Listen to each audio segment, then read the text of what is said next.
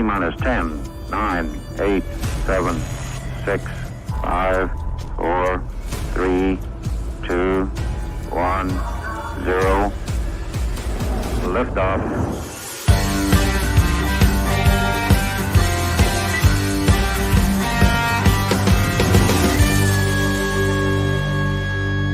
Shake it back! Does that feel good? Yeah. Right, it feels good. Welcome everybody to episode 40. I didn't think we'd ever get with 4 of these, but episode 40 of the Shake and Bake Show is Stevie Fast Jackson, Lyle Barnett, and Cabernet Purple Teeth, Courtney Enders. Me and Lyle man flex, and Courtney's got like the halfway flex. That's because I don't want to embarrass y'all. Mine are bigger. Hey, you do got some pretty good looking guns. I can tell you've been working on them. I just got back from the gym. That's why I look so good. Heck yeah. Oh, sorry. I was chewing gum. I missed y'all too. I missed the heck out of you guys. Normally we do every other week. It's been 3 weeks. We'll talk about why it's been 3 weeks in a while, but I missed you guys. I missed you fans. It's crazy when you get used to hanging out with you guys all the time. And like me and Lyle aren't racing. We don't get to see you guys or hang out with you. I miss you guys. Oh, I get plenty. Yeah, you get way more than us.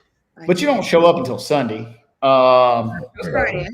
I showed up Friday in Sonoma. My flight was delayed 4 hours.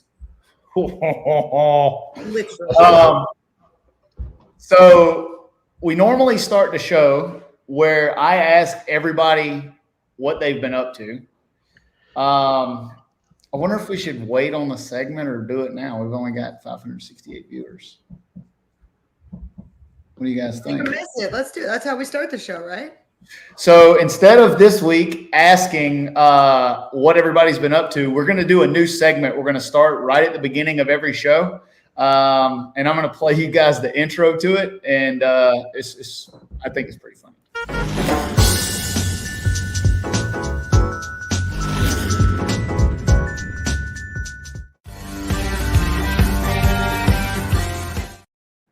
Highs and lows.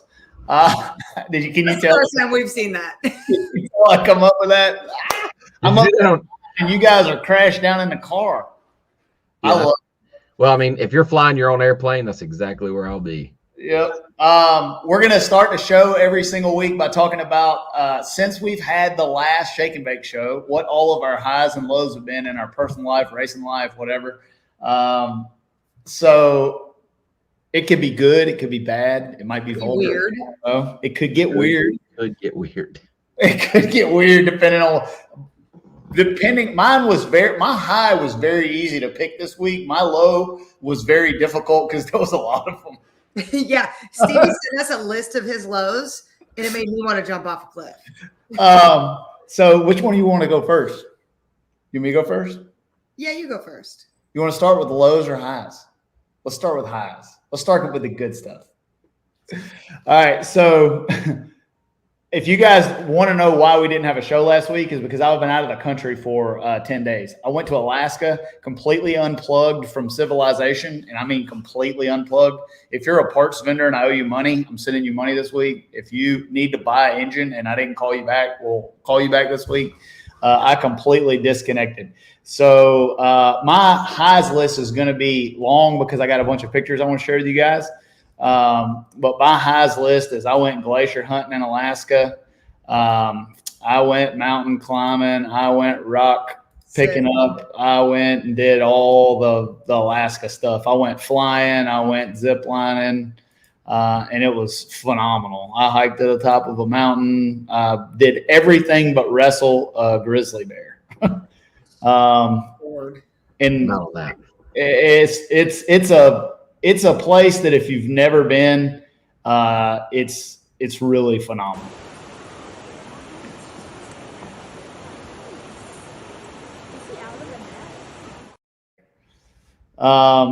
You were muted that whole time, by the way. Yeah, it was good. Like I told Don before I came back, I said, you've never seen me recharge. You've never seen my batteries recharged.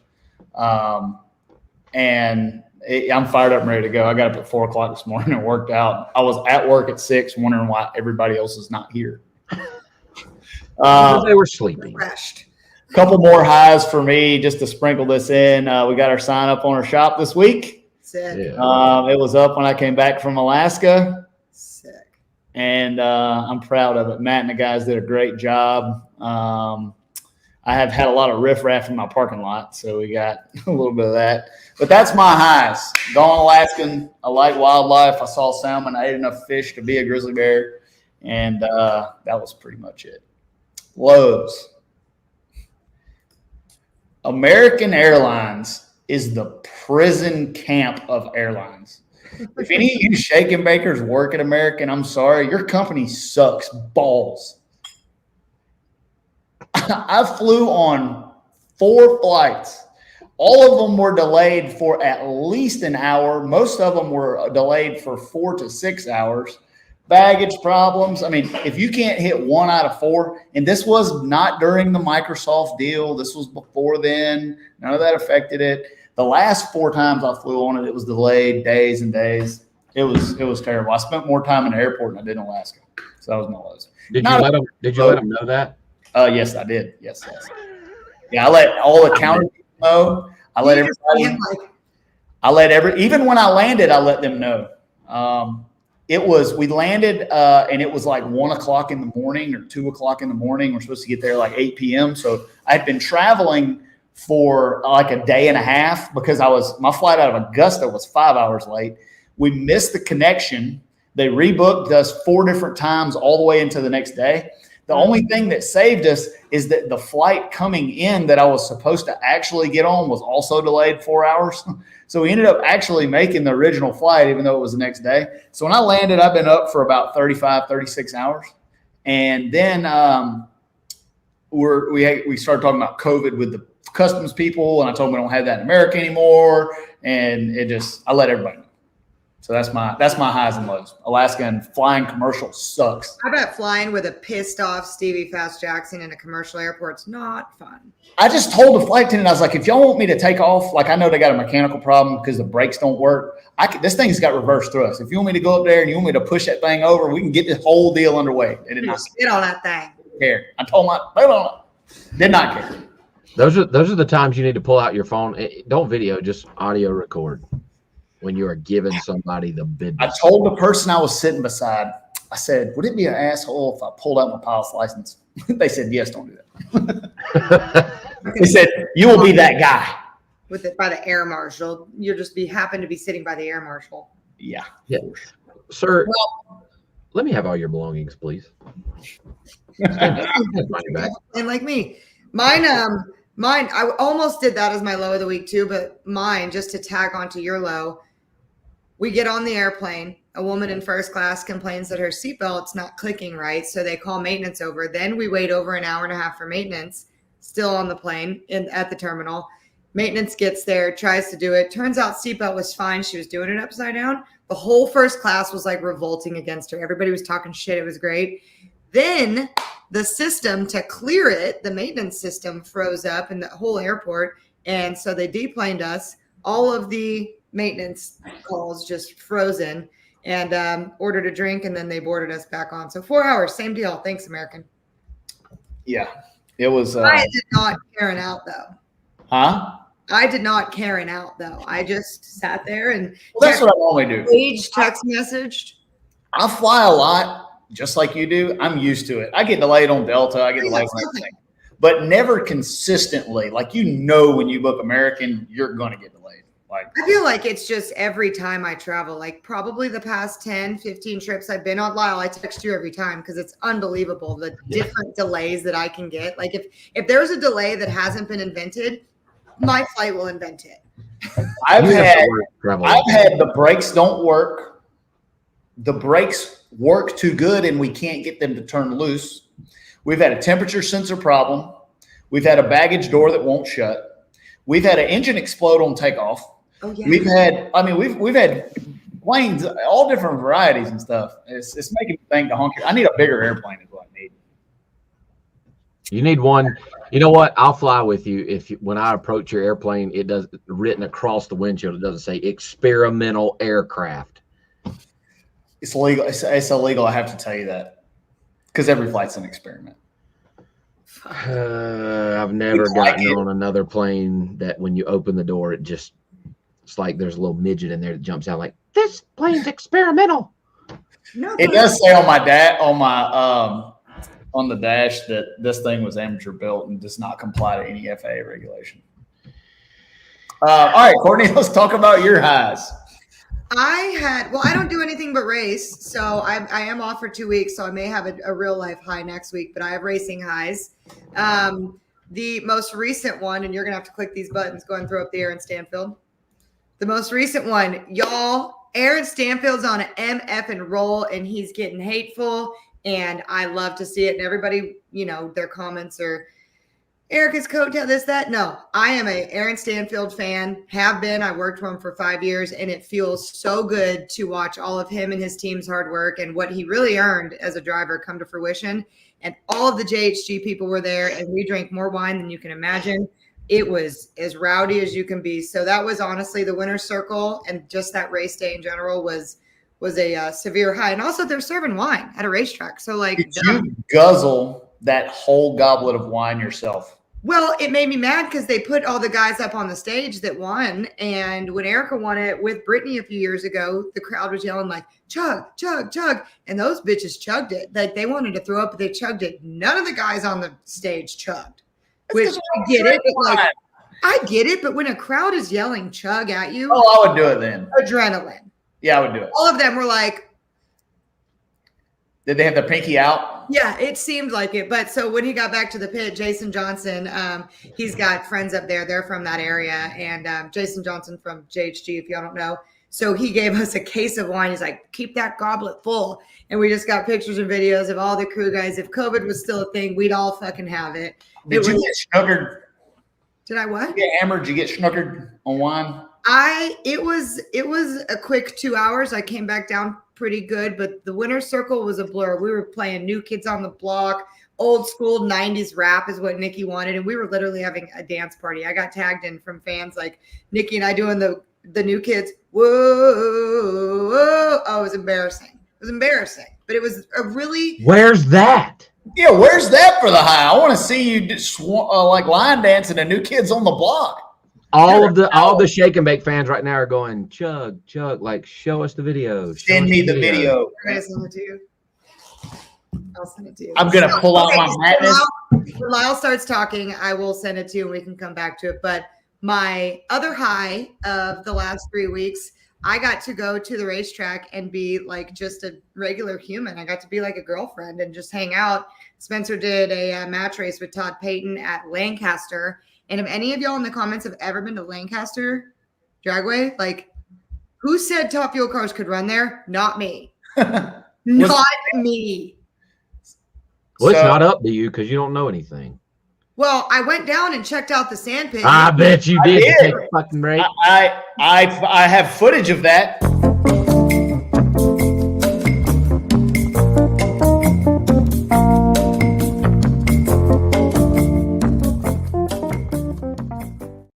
Yes, you did go down there. You didn't know I had incognito cameras down there. I would have worn my different boots if I'd have known you was filming. That is going to be, I don't know how I'm going to use that video, but now that I have it and I have figured out how to use Photoshop, it is going to be dangerous. Like, I'm not good at it or nothing, but we're going to use that a lot. That's good enough. Anyway, we walk this racetrack, and it's like my dad it was the first place my dad went to at a drag race in his entire life in the 60s. And so it's kind of cool for me to go back to his roots. But my dad's like, oh, send me a picture and video of all the, improvements they've made at the racetrack. None. Absolutely no. Screw you, David. No. Oh, I'm going to get it to you. But it was really cool. They put on a great show. The fans were crazy, but it was really cool to just be at a racetrack and be able to enjoy and spectate. David was there too. Yep. So that was a high for me, and getting to watch Spencer do all that fun stuff and be a Mr. Top Fuel star out there. So those were my highs of the week. And my low of the week, my mother called me frantic. Oh my God. Which one of those two do you want me to put up first? Because I don't know which one will introduce it better. I think the picture. Probably the picture. Okay. So my mother calls, and she can't get a hold of me because I'm on FaceTime with my girlfriend. So she texts Spencer And she's like, is Courtney okay? Yeah. Why? Oh, I just got the worst text from somebody. It went around Facebook that I died this week. So what a low, except for me dying. Also, Erica Enders Jr. What? I don't even know if I have the other picture on here. I don't think I loaded it. That's also not me. Yeah, you getting killed, that is a low. That was definitely a low. And so I got a couple of weird texts, and it's insane, like the shit that's going on the scammers and the internet right now. But that one was new. And so I've had all the dupes, I've had all the scammers, and you think you're big time. You ain't big time till you fake died on the internet. And gosh damn it, Eric Enders Jr. fake died on the internet. And my mom believed glad that you're back. I think you're one of them people. You're like one of them pirates in the Pirates of the Caribbean. I don't know that you can be killed off that easy. Oh no, I definitely. I've got some. Well, I ride a rake for a living, so I've got some witch-like tendencies. You do. So those are my highs and lows. So if you got pictures of us, send that. Katie doesn't have an email address for some reason that I know. Send it to don@steviefast.com. Oh, and I didn't send this picture. Another high. I got to see my 96-year-old grandmother. That's we were on a road trip home from Lancaster, actually, and literally drove right by my grandma's house and decided to stop and see grandma. Look how fly for 96. She looks pretty good for 96. Oh, it's sharp as a tack. Does she still drive? Yeah. She still talks shit, too. She still roots for them Pittsburgh Steelers. She lives in Pittsburgh. Spencer says you got 9 lives. I've seen her personally use about 4 or 5 of them, and about another 4 or 5 she should have lost. So she's running low. I mean, he got less. Don says he's got pictures. There you go. All right, go ahead, Lyle. What's your highs and lows, darling? Oh, I gotta get Lyle's ready. I have my highs. Like I texted him before the show. I've just been living. So, other than the MacFab deal, so 3 Christmases ago, I guess. So my grandpa bought a 1969 long bed C10, brand new in 1969, and I don't think it spent very many nights, if any, outside. Always garage kept. Like, I know you can doctor a picture up, but that thing is pristine. There's no cracks in the interior. It's super nice, and I drove it just like that for a while. It wiped a cam lobe out, so I was kind of on the fence about what I was going to do. Fortunately, I have finally decided, because it's been sitting on my lift taking up space, and I'm probably going to get chastised for this, but I am going to LS swap it. Good. It's just the easiest thing to do. I would like to keep the original. I'm going to fix the original motor and set it off to the side with the original transmission, put something in it to go hot rod around for a while. I've got a bunch of companies that have jumped on board to help me. So it's going to be cool. I am going to put a single plane and the Holly Sniper too, so I can run a big breather. It's still going to look vintage-ish, but I'm excited to get that. I've done a ton of work on it in the past couple weeks. I am 100% going to beat Stevie to the finish line. So I've named this thing Archie. My grandpa's name was Archie Thomas Odom, and named it Archie. And I will be driving that thing on the highway before Stevie finishes Ronnie. Guaranteed. And we're going to stop all 40 of you that are waiting on motors. We're pushing that back 6 weeks. Time to get the truck done. I'm not doing nearly as much as Stevie, but I've got going to do some ride tech. Well, yeah, I'm ride tech stuff, and I've been back and forth on whether I'm putting it on air or going to coil over the thing. I can't decide what I'm doing. But anyway, I've got tons of work done on that. He ended up passing away the Christmas after he gave it to me.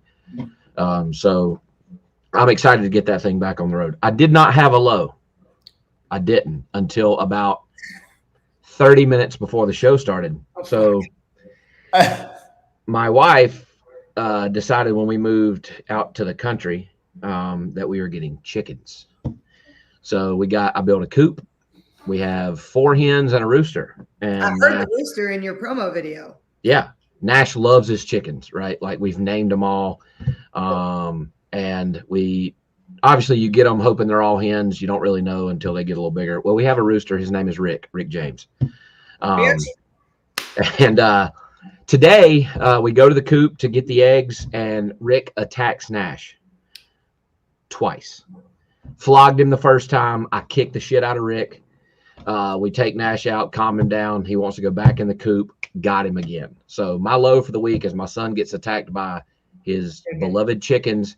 And if anybody's local and wants a rooster, you have approximately 10 hours.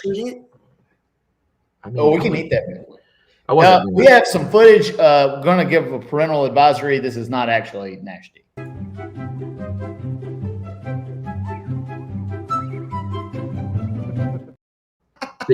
That's the closest I can find. Rick's about 5 times that chicken size. He's huge, and Nash didn't have any time to run. It was just straight flog him. So you've got about 10 hours, and in the morning, Rick will no longer be in my yard.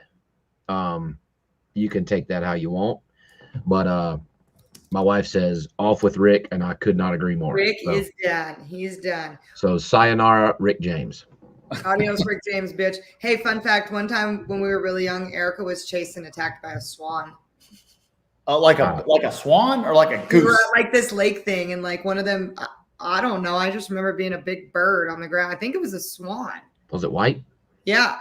Oh yeah. Grabbed her drawstring and everything. So now that probably explains why Erica. That's just I say it all the time. Every person, well, at least the ones that are matter, you all matter to us, but the ones in our circle, we should all wear GoPros every day. I mean, it really is. It really is what we would be. Like, I was doing something stupid today, and I could hear Katie running out of the offices. Wait, don't die before I get there. Yeah, die on camera. I'm trying to blow up a liner tire with a nitrous bottle, and like it's dumb stuff happens at such a rate of speed around here that it is pretty comical. How is the new shop there, Steve-O? Good? Or is that where you're at? Yeah, this is the first episode from my office in the new shop. So we're about 75. I told Don today, I said, I think we're actually working here. We got our CO. That could have been as tough as it's been to build this building. That probably should have been my high. But we got our CO a few weeks ago, and we're probably about 80% moved in. Trucks, trailers, race cars here. About half of the equipment. Haven't moved the engine shop yet, just because we're waiting on some tables, chairs, fixtures, and some more power in the fab room to put the mills and the hones and the lathes and the stuff. But we're about 80% in. We're here most of every day. Today it's challenging because if you don't have everything here, you always are missing something. So we have a steel table that we build third members on that's got fixtures, and we get we do tear down and assembly on there, and it's got jigs and all that stuff. And we get the third members apart and realize that we need to change the pinion bearing. Well, the press is still at the old shop. So you drive the pinions over there, and then you get the press. So, but it's come along. I'm pretty happy with it. Kevin Berkeley and the guys, they did a good job. We got us a good place. It's taken longer than what I thought, but I'm pretty happy. We'll have some more footage pretty soon. How far is it shop to shop? About 25 minutes, 25, 30 minutes. It's not too bad. And what are you going to do with your current shop? Like the shop behind your house? I'm going to finish my orange truck first.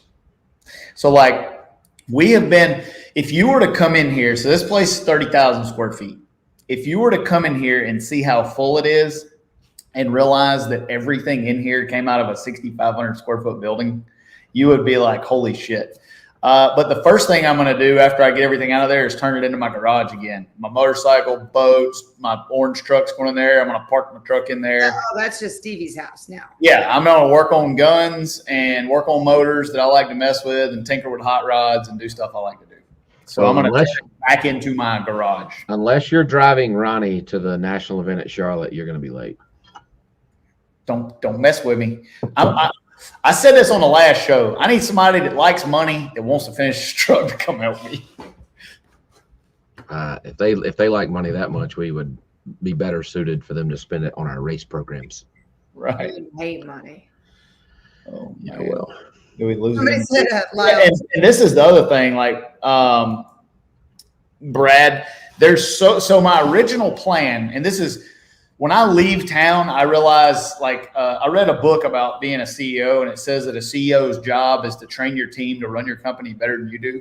And like, my plan before I left was I wanted to bring everything here and put it in a pile in the middle of the floor and then find a place for it. I didn't want to put it up. Well, that turned into a disaster because we're missing like 3 billet intake manifolds, 1 whole engine. I can't find a transmission. There's stuff really missing. So then I leave, and then Don actually organizes it correctly and brings it all and puts it up as he comes. And they got more done in the 2 weeks I was gone than what we did the month before. They probably loved you being gone. I'm sure they did. I'm sure not just for like freedom, but for productivity. No, my guys did a great job. I was impressed when I came back in. They didn't miss a beat. They got 2 months of work done in 2 weeks, and it's taken us a little while to weed out a lot of the stuff and the problems at KTR, but we really got a good team of folks. Like we're having fun. That's just saying lost 3 billet intake manifolds. Leah. Why did I just say Leah? I wasn't even thinking about her. I just called you Leah. So kudos to you. I'm not pretty as she is. Lyle.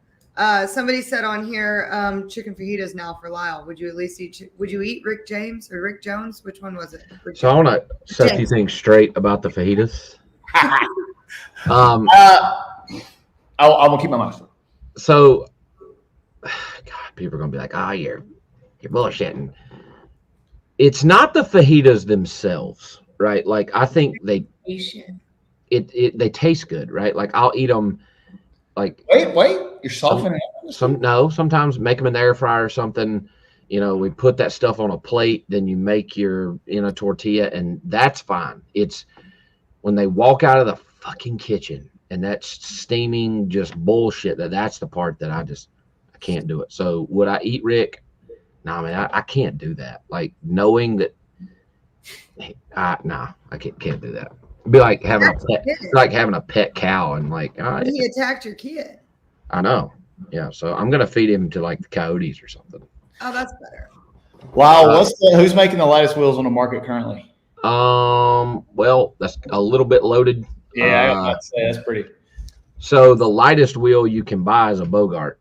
The Weld Alpha is pretty light.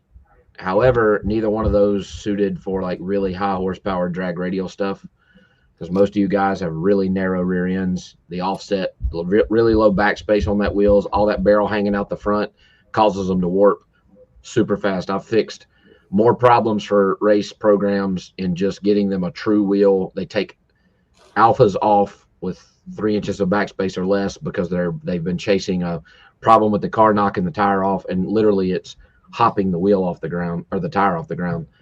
So the lighter wheels, not really the ones you want to put on your high horsepower stuff. Like Stevie, Radio vs. World, Pro 275, LDR cars, anything with low backspace absolutely has to have a Pro Mod or a heavy duty center in it. So I get calls all the time. What's your lightest? Well, sometimes that's not the best. No. We've been like, we tried to run the Alphas and we bend them in 5 runs, they won't hold up. They will not. No. And the lugs in the wheel are independent of each other. Like they're just not a wheel. 6-inch backspace, 5-inch backspace, fine if it's a 12-inch wheel and you can put it in the middle. Otherwise, no good for the high horsepower stuff. I argue with grudge guys all the time, man. And I get it. At this point, you're just chasing small numbers.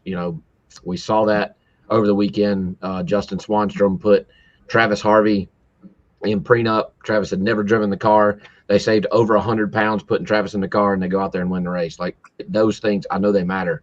It is just not. Well, if you've got the money, I'll sell you a $4,000 set of wheels 3 or 4 times a year. That's no problem. I don't mind doing that at all. But I would highly suggest that you don't do that. Brett, email Don at steviefast.com. Hold on. I just got a video from Courtney. I'm going to let y'all bullshit a little bit, and I'm going to see if I can get this loaded up in here. It's a MOV. I don't know how to do it. Damn. Okay. I could just show it on. It's bad. Well, the show them on the phone. I'll show them. The preface to this is Nikki Johnson from JHG went to a New Kids on the Block concert last week. She went live on Instagram, and I was just dancing through it because that's my jam.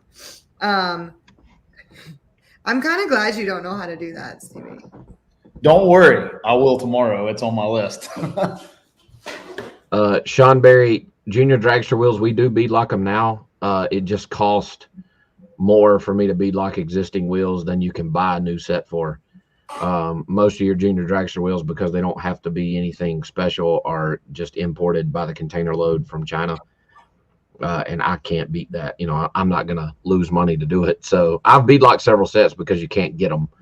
And I can do it. It's just, I mean, honestly, it's going to cost you $325 a wheel for me to do it. And that's just, so it makes sense for me to even take the time to do it. So I can do it. It's just expensive. Slaughter Motorsport, I love doing tech pieces, and we don't do enough of them. If there's stuff that you guys want to know about on a tech piece, put it in the comments on YouTube. I read those. I read every single comment. So like if there's some stuff you guys want to talk about, I'm not saying we'll get to everything, but we love talking about stuff like that. It helps us to segment. While we're waiting on our guests, because they're a few minutes late, kids practice ran over for Jarrett, but tech it on the wheels a little more. Due to just, from all we can tell, is complete lack of maintenance in the tire molds by these manufacturers. If there's some of those guys on here, I'm not trying to call you out, but it's facts are facts. We see in the beads of these, especially in the bias plies and the slicks, the beads of these tires are getting thicker and thicker and thicker for no reason. I've bitched and complained and called. And while that may not seem like a big deal, for me, it is a huge deal, because all of our rings, our beadlock system, it's all engineered around a proper amount of crush. Right. You know, like obviously most of you probably know how a beadlock works, but you're crushing the bead of the tires, how that works. And so we have had to come up with these shims and things to take up some of that crush. I've seen beads of tires be over 800 thousandths. Like, I don't know how many of you know, but that's like ridiculously thick. So for those of you, especially you bracket guys, Hoosier is probably one of the worst we've seen as far as inconsistency is concerned. For those of you guys running slicks, you bracket racers and stuff, you really need to be measuring the bead of your tires. Because what will happen is you get a set of tires with a really thick bead and you bolt the beadlock ring down. It'll work. But if your next set of tires is thin, you've warped your beadlock ring, bolting it down on a tire too thick for what that beadlock stack was engineered for. Now your ring is warped, and when you bolt it to a thinner beaded set of tires, it no longer crushes properly, and you can run into it slipping the tire on the wheel, and you've lost ET, and now you're blaming me, and all these things. So I've literally had to go to a source to have shims made. So if you're having this problem, whether it's my beadlock or someone else's, and you need some shims, I can help you with that. But one of those things you got to start checking, something that probably none of you have ever checked, but it is a problem we're seeing more and more, and we do have a fix for it, but you're going to have to buy a set of shims. They're $120 for a double beadlock set of wheels. I have on a fast RVW car, like a fast car that's moving. I have had cars I cannot get to go down the racetrack because the wheels are bent and stuff like that. So like that stuff matters. It's not and just like you can, a big tire slick car, when there's a problem back there, you can't feel it as good as you can with a radial tire. I can tell you when it's bent. I can tell you when they've messed up on the tire. We torque our beadlocks, and if I get to the torque and the bead is not down, we stop. I can't say that we've ever measured it, but we kind of pay attention. Because you'll get it to the torque and it's not down. And you're like, okay, something's wrong. Yep. All right, Courtney, I know you're dying to show us, do the funky chicken. Show us that thing. Let me see it. No rehearsal. I wish that I could put this on the thing. Oh my God. I don't know how to convert this, but I'm fixing to figure it out. Wait, the best part. Hold on.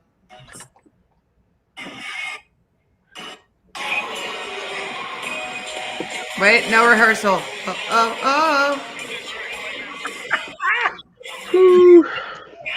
Oh man. Right stuff.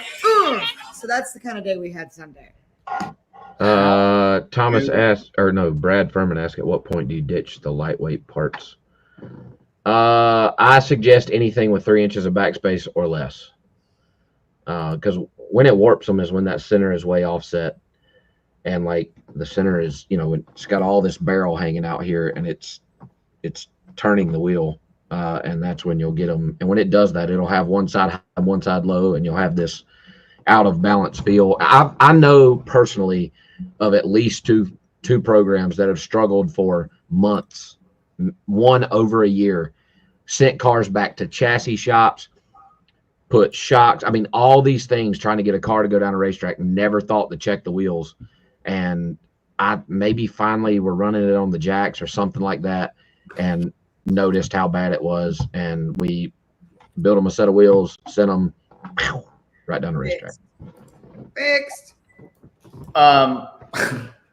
Katie, if you're watching the show, I just emailed you a video. I need you to figure out how to convert that to some format that I can load on the internet.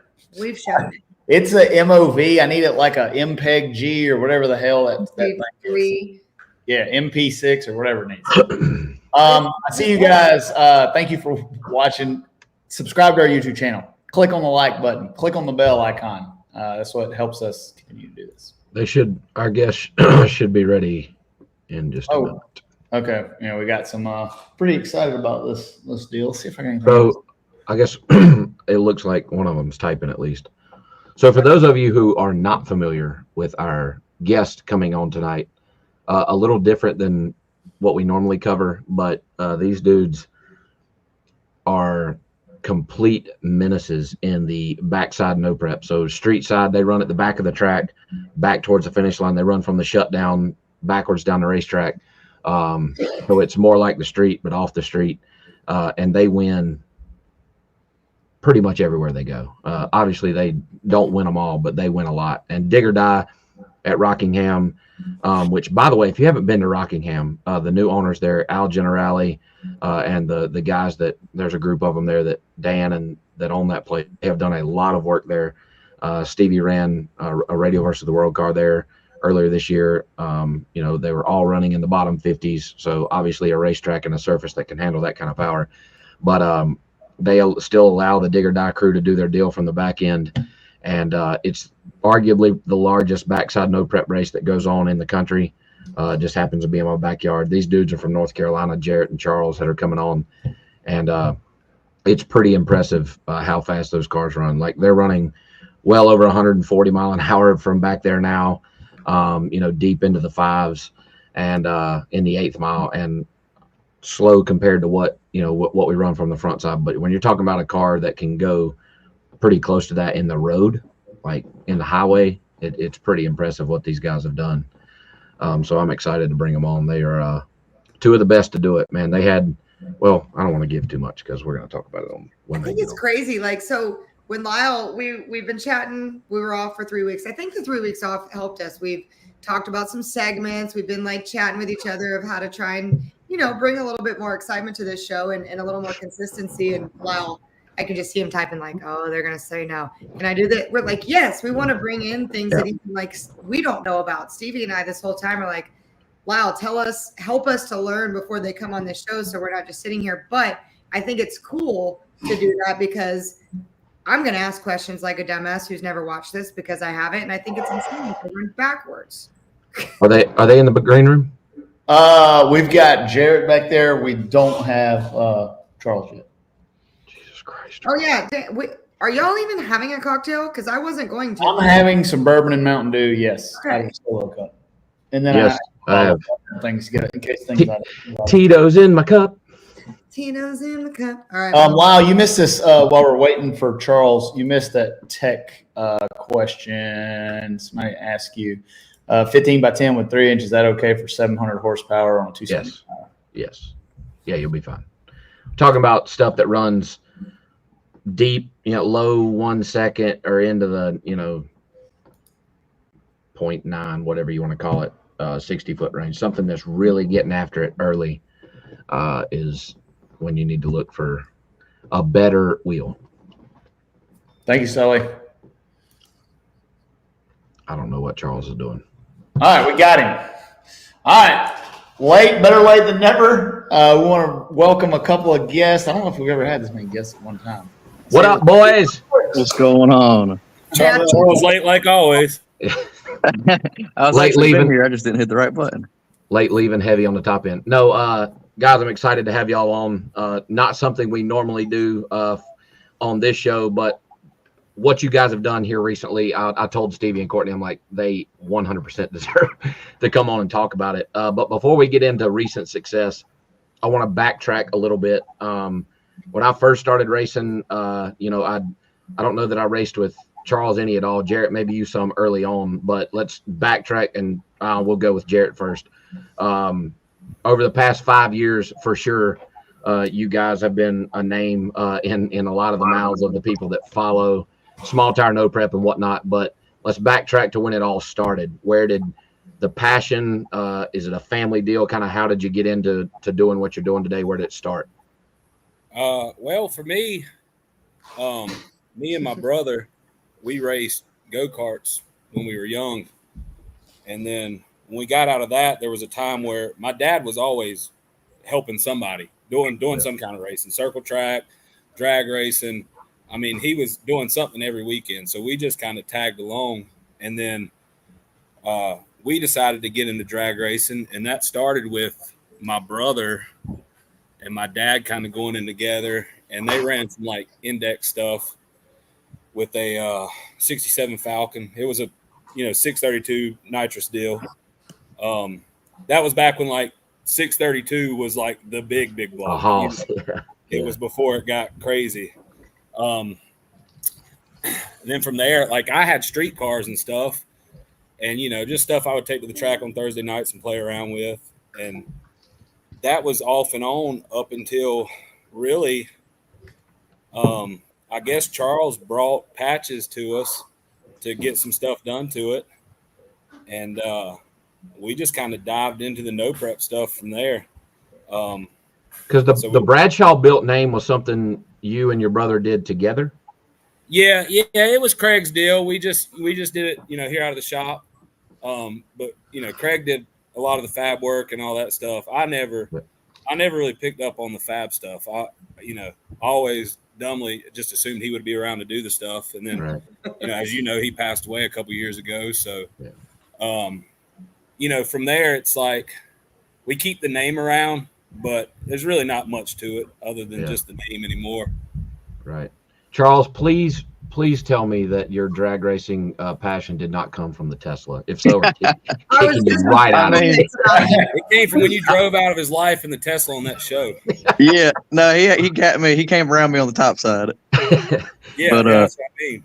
Yeah, I was never around cars like a whole lot. So like mechanically, I was not there for a very long time. And Jarrett could admit to that. Jarrett, is he there yet? I'm decent. Listen, I'm mad decent. He's getting there. And that's the thing with Charles is it's almost like he's my son, because when he came to us, like literally, I couldn't tell you where a starter was on a car. There was no way. He knew how to drive that Tesla, and that was really it. So like over the years, watching him like learn everything, and then when he starts trying to do something himself, and we end up having to fix it. Yeah, that's a big no. I don't even try things by myself anymore unless I get showed how to do it right. I ain't even trying it. So, well, I know that Charles, you have the Tesla Racing channel, and that thing was a big deal for a while. Was that kind of y'all got the Tesla? You realized it was fast, took it to a couple street races, and realized you had something that could knock some heads there for a little bit? Yeah, I mean, for a while there, I mean, that was back 6 years ago, and nobody was fast in the road. I mean, good luck running 650s in the road back 5 years ago. They just no cars could do it really.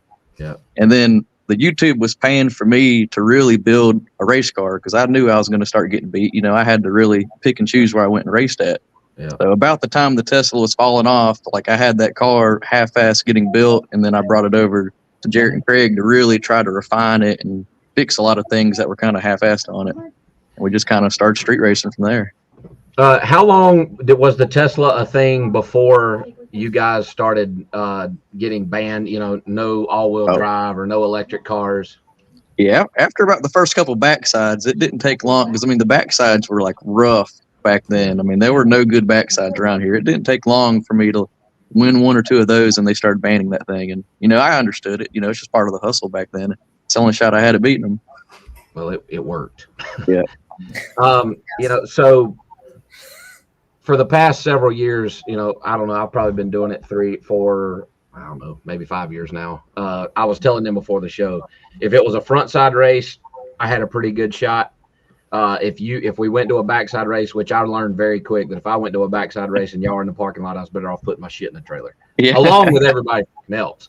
But you guys, I feel like Jarrett, especially, kind of just like me, you had pretty good equipment. Were smart enough to kind of figure it out. I had Pete in my back pocket, which was 99% of our success. I was, just all I had to do was drive. But I felt like you saw an opportunity, took it, and now obviously you guys have done much more than that. But am I right in saying, I guess, that the small tire racing in the Carolinas has always been a big deal, right? Way back in the day, radials were it. I didn't run a slick for a very, very long time. I never, ever. And then the no prep stuff started trickling. Did you just see an opportunity, kind of knew where you fit in and went for it? Yeah, I guess so. I mean, I've always been so slow, back in the day, to where, like, I didn't go to a first, like, track race for a long time. I mean, we just kind of played around on the road a little bit. And then Jarrett got that car from Shannon, and, he was driving it for a little while, and he wanted to go faster and faster, and he ended up buying it and just started killing it with it. For me, it took me back to you remember, like, the Real Street class, the 26-inch tire stuff, slicks. It was before 28-inch tire racing was really a big thing. Like, so it kind of took me back to that, and a lot of the stuff that I started applying to the cars, like chassis wise and tune-up wise, was kind of based off of stuff back then. But now you just have, like, so much better shit to work with, like, traction control, EFI, which we didn't even really run traction control until about a year, maybe a year now. Yeah. I mean, we were just doing it. We were looking at drive shaft data and just doing it with power management stuff. But as things have came along, do you feel like you're better at what you do because you learned how to run the race car before you had all the gizmos? Absolutely. Yeah. And then when you get the gizmos, it's like, holy shit, right? Yeah. Well, if you're not fast without it, you're not fast with it. And I can't tell you how many people I've told that. And you got to treat traction control on this backside stuff a lot different than like you guys would on a radial, where you can run it tight, tight on the curve, the engine RPM or the drive shaft curve or whatever you're running it on. You can run it, dead on its nuts, and it'll catch the tire. If you start trying to do too much with traction control with the no prep stuff, I mean, back of the track especially, you're just gonna be slow. Yeah. So you see a lot of people that come from track racing and try to run cars the same way, and they just don't do good. I mean, and unfortunately, a lot of them you see come through and they run a few races and they get discouraged and they just go back to doing whatever, or sell cars or whatever. Yeah, like you killed it on front side stuff for so long. Like, we were. It was the same way for us. If we showed up at a front side race and you were there, as bad as I hate to admit it, I didn't go. I'm like, I can't outrun him. So that's you are really what caused us to step up our front side game. Yeah, and y'all have. And I haven't done much racing outside of NHRA this year. Just new house and a 2-year-old. You know how it is. You've had a young kid. Just got a lot to keep up. I literally just haven't had time. And I've missed it. But like for me in the backside stuff, if I wasn't slow as snail shit on a gravel road, I did 600-foot burnouts, which are also slow. And I didn't have anything for y'all. And I knew it. And I showed up to a couple races just because I was either driving by or it was close enough. I just wanted to go try it. And I think in all the backside no prep races I've ever ran, I don't know that I've ever won a round, but Beer Money, I think maybe has won 1 or 2 when Biggin took it to Digger Die that one time, but just awful back there. But you guys know what it takes to change the car back and forth. And, what a lot of people may think is you can just take a no prep car and go do either one and leave it alone. And that's not the case. Like how long? So if you're going to front side no prep race this weekend, I don't know, let's just say you're going to Mooresville and you're going front side no prep race. Biggin does a great job of that track, comes around quick, just like Shady Side. Are y'all going to Shady Side? No, I think we're going Uncaged. to Ohio this weekend. Okay. But if you're going to take Willie Dynamite behind you there and frontside no prep race this weekend, and next weekend you're going backside no prep racing at Darlington, how long will it take you to change the car from one to the other? I'm going to be honest. Don't tell them. It's a lot more simple than y'all probably think. It's Exaggerate. Add 40%. I'm gonna tell you the God's honest truth. It would take me 20 minutes. Oh. Shut up. Yeah, it's just and I'll explain to you why. I've got the car converter wise, chassis wise, where it's good at both, but it's not the best it could be at either. And luckily, we do good enough on the backside stuff where it doesn't. I don't really have to change it. Now there's some other people getting fast, and I might have to start making some changes. I mean, there's a lot of people that are stepping their shit up. So, and now it's a matter of just honestly weight bias, what tire you're on, and using dump valves. I mean, yeah. I feel like we're still pretty ahead on the backside. The front side, there's some killers out there, and we're a little outgunned in the motor department. Well, I mean, in the front side stuff, and that lead me to my next question. The front side stuff, horsepower is really everything, right? If you can get it to go 100 feet, you can do whatever you want from there on. You know, and that's what Pete has always done with my car. You know, when we are heavy reliant on the traction control, you can hear it. I run Shannon Davis's profiler. We use it pretty heavy, and then just turn it off and shut the wastegate and run it out the back, you know, and Pete's got a good handle on that thing.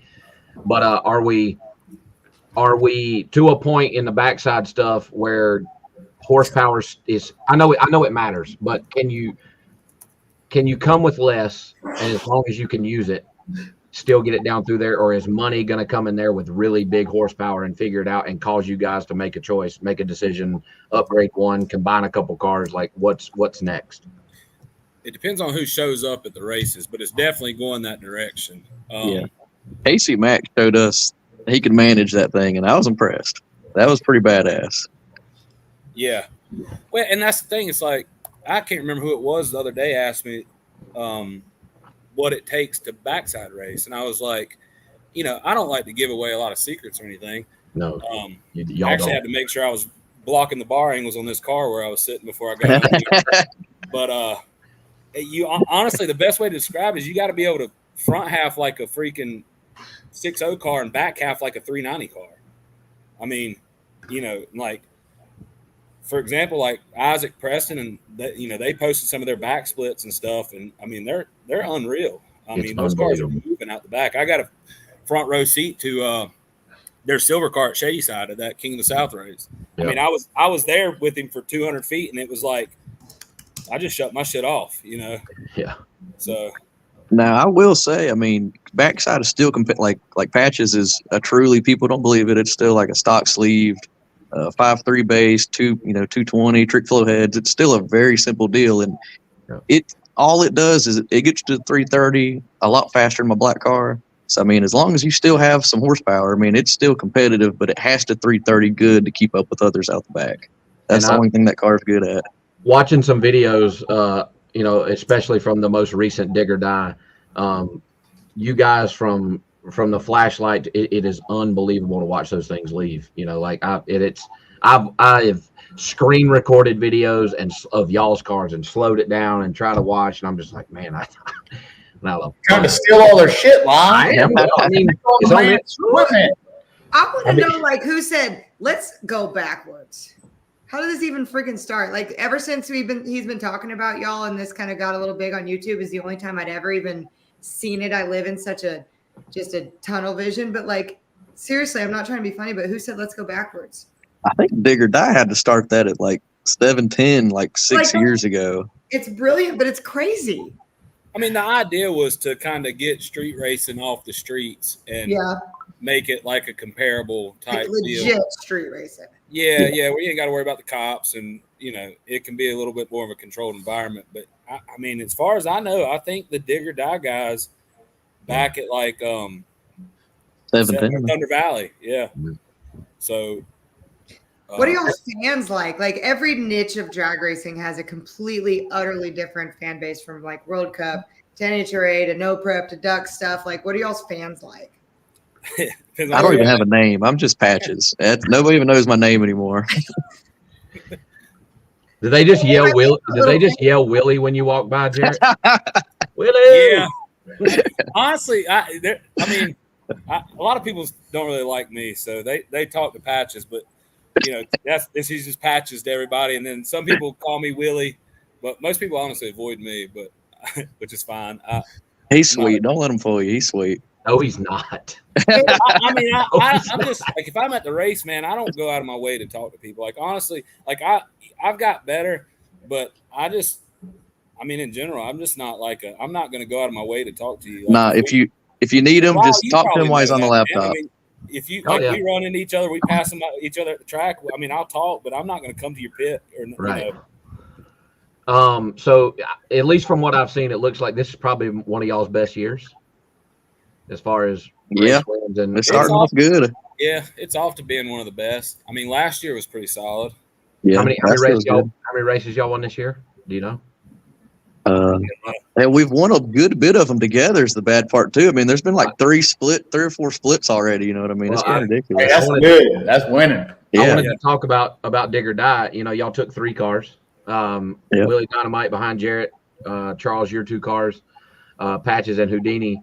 There were 3 cars left in the semifinals, and all 3 of them were y'all's. And you managed. And for those of you listening, you don't qualify, right? You go up and draw a chip out of a bag every time, and they managed to avoid each other and got down to 3 cars, and y'all are the only 3 left standing, which is unbelievable that you can do it with 1, right? And I know, Jarrett, you probably tune all 3, having to separate that and keep it apart and know what car you're plugged up to and what to do, is pretty impressive. And one of the main reasons I wanted to bring y'all on is just to talk about that, is like, it's intriguing. Stevie, you've been at the track and only tuned a few cars, right? And that in itself is a feat, right? These guys, Jarrett tuned all 3. Jarrett drove 1. Charles drove 2. I do the power management. Charles does the power management too. When I beat Lyle, that was me. Good, I didn't get beat by Jarrett then.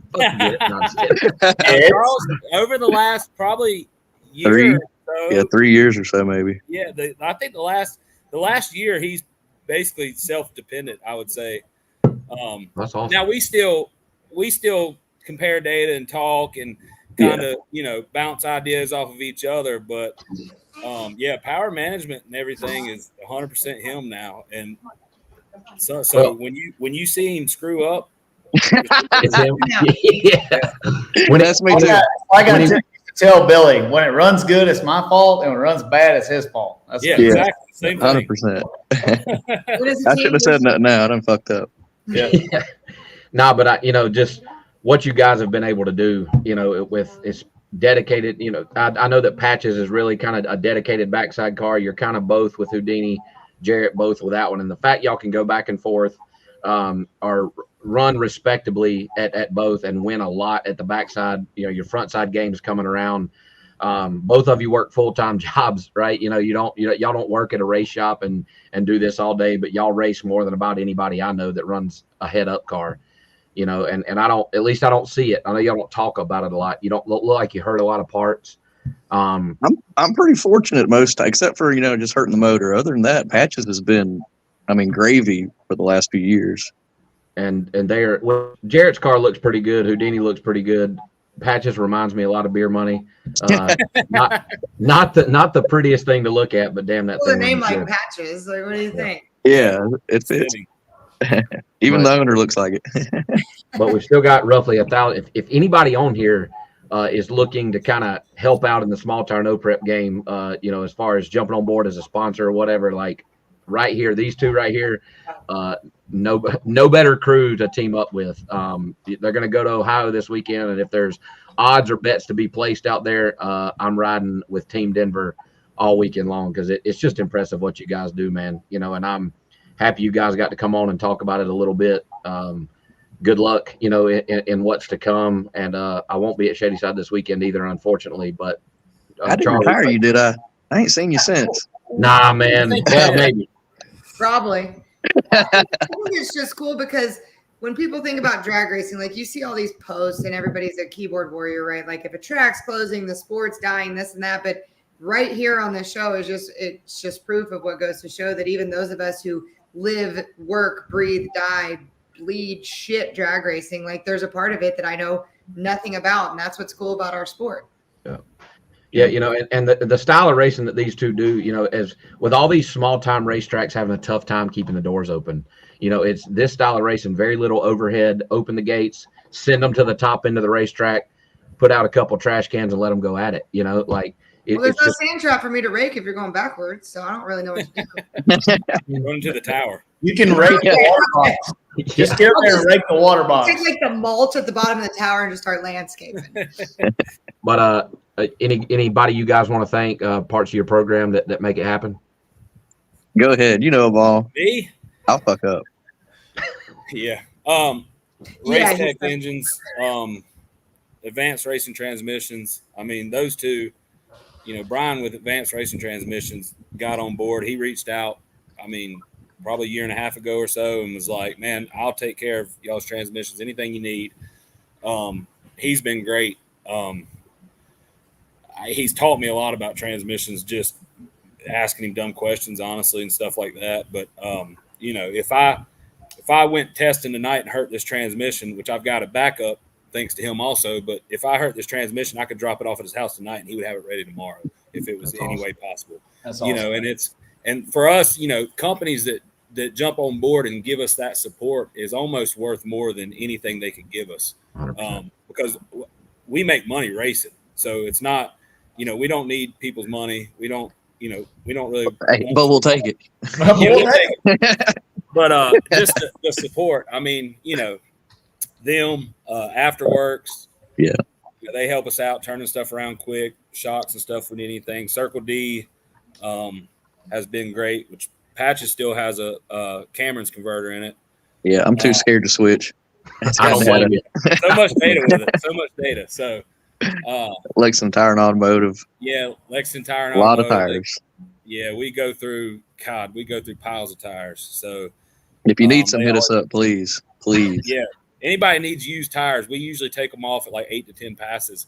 And don't say that. You're about to mess up. I don't care. If they're local, hit us up. We got piles of them. I'll stack them deep and sell them cheap. Cheap. What a slogan. Get everybody, Charles. Anybody else? Skinnies. A lot of prep. A lot of sticky stuff. Yeah. Yeah, and for those of you on here, all these new preps coming out that they say it's the best, all that shit's gay. Yeah, look at the ones winning. Just stay with what you know. Hey, buy racers for racers, skinnies. For those of you that don't know it, these backside no prep races, there is no prep. They allow you to bring a jug or a spray bottle of whatever you so choose. They squirt prep in front of the tires, and then these guys do burnouts through it. And then I guess, well, you guys know more than anybody that over the course of a night, that shit actually works. The track, the start line will get good. The starting line. They still have a starting line. Finishing line will get good. But nah, man, I wanted to get you guys on to talk about it. Your success speaks for itself, but it's just impressive to watch. Small time team out of Denver. Oh, we forgot to thank your pocket midget Jordan. What the fuck? Jordan keeps people stirred up for us for sure. Oh yeah, there's always a fight going down there. It seems like after we run. If you've ever watched any YouTube videos of a no prep race, when these guys come up, there's a little short guy in the back, ugly dude. I'm just kidding. Oh, Barnett, you ain't I love him, man. He's a good him dude. and Lyle can be brothers. Don't. No, he can't. He's got a shitty beard. If we shave Jordan's eyebrows off, him and Lyle are brothers for sure. Wow, come on, you can't be making fun of people's appearances. You ain't got no brows. Yeah, he doesn't have a closet on a bunch of Chevrolet dealerships or nothing, does he? No, he's Ford guy. Well, he's got a Nova, don't he? Or he did. Yeah. But nah, man, I appreciate you guys coming on. It was good to talk to you and hear a little bit about what you got going on. Good luck this weekend in Ohio, and if you find anybody up there who wants to bet on Cash App, hit me up. I got you. Sounds good. We appreciate y'all having us. Thank Yeah, you man. guys. Thank y'all. See ya. See you. Hell yeah. New perspective on some racing. I don't know a lot about it, so it's hard for me to comment, but it was good. I like Hey, learning. I just love ask watching new questions. blood come into the sport, and love watching folks. Courtney, I do think that maybe a talk with the people that the powers that be at Flow and possibly something to cover a dig or die deal might not be a bad idea. It may go up in flames, but like it's a big deal. And Well, you like shit that goes up in flames. you guys were talking about the fan base. Like I know now, granted, it's all kind of regional, right? But I know of my friends and people that I'm friends with on Facebook and whatnot around here that go to radio racing. They come watch NHRA racing, and they all pile in their motorhomes with a fridge full of stuff to grill, and they all go to Rockingham Dragway for dig or die. It's a I was watching the comments, pretty like, big deal. you know, people knew more about it than not that I would have thought. I'm not degrading it in any way. Like I said, I live in a tunnel vision of NHRA and PDRA, but it is really cool to learn about it. And I feel a little dumb as the host of the show asking the dumb questions, but that's why I asked about the fan base, because You'll learn. well, and I know that it's different. Like when you go to an NHRA race, you have X type of fan. Even when you go to a different city, it's different. You go to a PDRA race, it's X type of fan. You go to Duck Deal. So I just imagine these dig or die people being absolutely fucking insane. And they, you know, like it's very unruly there, right? Side of a racetrack, but I bet. Yeah. Well, the whole thing's literally fucking backwards. But when you talk about some betting dollar bills in person as cars pull up to the starting line, like Stevie, it's right back to the old days when the starting line was full at a duck race or something, and there are 20s anywhere you look, and you can point one way or the other, and I guarantee you can find somebody bet. Like it's just a good time, man. It'd be fun to go to. It's like going to a dirt track race. It's the dirt track race. 100%. And I don't mean like World of Outlaw sprint cars. I'm talking about like stockers that are beat all to hell. It's real close to a demolition derby, just not quite. Well, y'all They fans sound like my kind of folk. Lyle too, the fans, the guys that were just on the show, like y'all send me some. If you're at one of these races and there's some crazy shit going down, like send me the videos, send me some cool pictures, because I mean that's just the kind of stuff that I have to bring to the table to try and grow what we do at Flow, and there's no better way to do it than just showing it. So send me the shit. It's pretty impressive. And this is right. Drag racing fans are all hardcore. That's what I love about our sport. There's so many, like racing used to be a couple of classes, drag racing, and now we have so much, but everybody's passionate about it in their same way. There's a space for everyone. I go up and watch Top Sportsman and Top Dragster every time I can. And you watch the people that run those cars are just as passionate as top fuel drivers. Yeah. That's what I love about our sport. Nate Prater, I absolutely am starting to move some of that stuff in. Maybe give me a bragging rights poster or something. I have a bragging rights hat I wore the other day. It's one of them straw hats. I wore it the other day. Heck yeah. All right, we are behind. We got to make up time. We'll be all right. Let's smoke on. And you guys do not want to leave the show early, because I promise you later in the show, you're going to want to watch.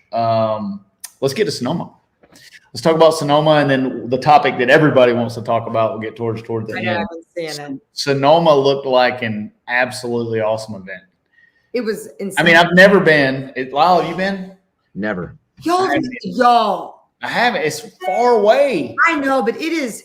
I mean, it's a brood track. It's one of the most beautiful facilities, and no matter which way you come in, wherever you are, it is a beautiful journey to get to Sonoma Raceway. Because would you like it if you weren't a wino? Absolutely. I didn't even go. I went to zero. I did zero. Is it better because you're a wino?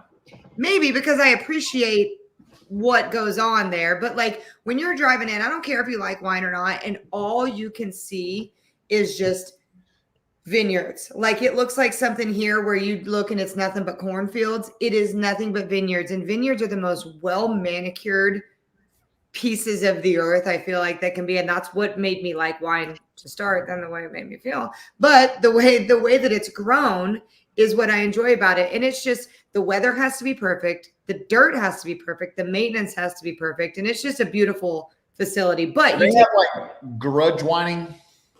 I'd win. Whatever that means. Like one vineyard's got like, I'm going to smoke your bitch ass in grapes this week. How was the sand trap? Good.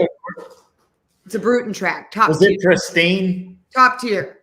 Well, also you don't need it because there's a huge fucking hill going up to it. We had a headwind all weekend. But when you're at this racetrack, like because it's course, you can stand in so many different areas. There's different spectator spots for the different types of racing that go there that make that place really cool. Kind of like Bristol, it's the noises, it's the echo, the feel. Sonoma is the different views. So you can be up on a hill at the end of the racetrack, still see everything that's going on. You can be on the starting line.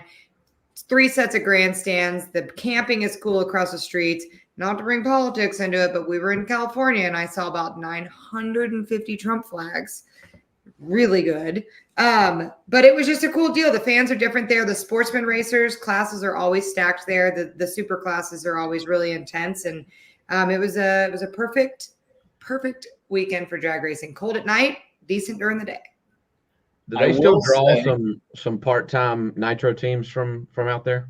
Absolutely. Yeah. I mean, Ron August beat Doug Coletta first round, got a bye to the freaking semis. Yeah. You know, like, and that was insane. Actually, if we're going to get into the results of that, we can dive into that. I'm not sure which class you want to lead into, but I think the shocker of the weekend, if there was a performance story, it was August going to the semis on a bye after beating Doug Coletta. And then Sean Langdon goes and does the same.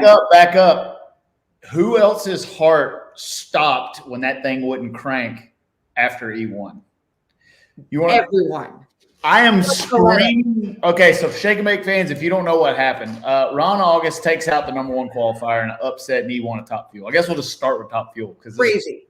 So he goes up there on a bye run, okay, knowing he's going to the semis, and the car won't start. I am screaming at my TV, plug the mag in, plug the mags in, quit trying to crank it, plug the mags in. And finally they plug the mags in and he goes up and takes the tree. But like, this is a team. What's crazy is his only round win before that was against Steve Torrance. Then he goes and crushes Doug Coletta in the first round. The champion slayer. Right. Drag racing, if you're in it, you can win it. But like, my heart was about 190 when that thing wouldn't crank on the bye run. And that crew probably knowing, like, look, guys, probably not got to work on this thing after he won, right? Well, it blew up. I think they tore it up, and it took them a little bit. That's all. I do have proof. That part of the country, Alaska, is American because I found Go Dogs on Alaska Airlines. Go Dogs. Look at that. I think it's a different dogs. But. Yeah, whatever. Anyways, so keep smoking, spin on top. I think if we're just not going to go round by round, the next possible thing that we can even talk about that means anything in that, Tony Stewart almost did it. We almost were on SportsCenter. Drag racing was almost on SportsCenter again. Tony Stewart runnered up. How many people in NHRA brass were jumping up and down for him to win? I'll tell you, I was up at the top end because Aaron wins. Obviously, we share JHG with Tony. So all of the JHG people, I have them up at the top end. Aaron wins, and everyone's just surrounding the little TV that Amanda Busick gets to use down there to watch. And Ted Yerzig, who is Antron Brown's PR guy, goes, well, I don't think I've ever worn the black cape before, but I don't think anyone here wants Antron to win. And I'm like, Antron's like the guy that everybody wants to win everything. Correct. And nobody wanted Antron to win that deal. It was so funny whenever he lost, like, Ted's the only one, like, and that's nothing against Antron. Y'all know we're big fans of Antron, but for sure, when Tony Stewart finally gets that win, I think a lot of things for drag racing are going to be in a different light than we've ever been. And I don't think that's a bad thing. I think they already are. I mean, you got a guy. The win's going to be a big deal. What I like about Tony Stewart is his passion. Like, so if you guys never watch, everybody's watched Tony Stewart. He goes and kicks the shit out of everybody and everything he does. Like he does. Like he goes and runs this, he kicks shit out of everybody. Well, drag racing, it's kicked in. It's a different sport. And my friends of mine that are not hardcore drag racing fans, but are roundy round fans, ask me, why is Tony Stewart struggling so much in drag racing? And, you know, I don't know that. I'm not that connected to what's going on. But my answer to them was, I said, well, I think he's such a good driver that in the other sports that he runs, his talent can overcome the car setup if you give him enough time. He can go out there and he can drive the car good enough to win. And in drag racing, there's not enough time. The car is either perfect and you drive it perfect and win, Or if you're perfect and the car's not, you don't win. And it's a really hard sport. That's why. I think it's humbling, and I think it's honestly those of us who don't live and breathe drag racing, but who are motorsports fan, who are watching drag racing maybe for the first time because of Tony Stewart.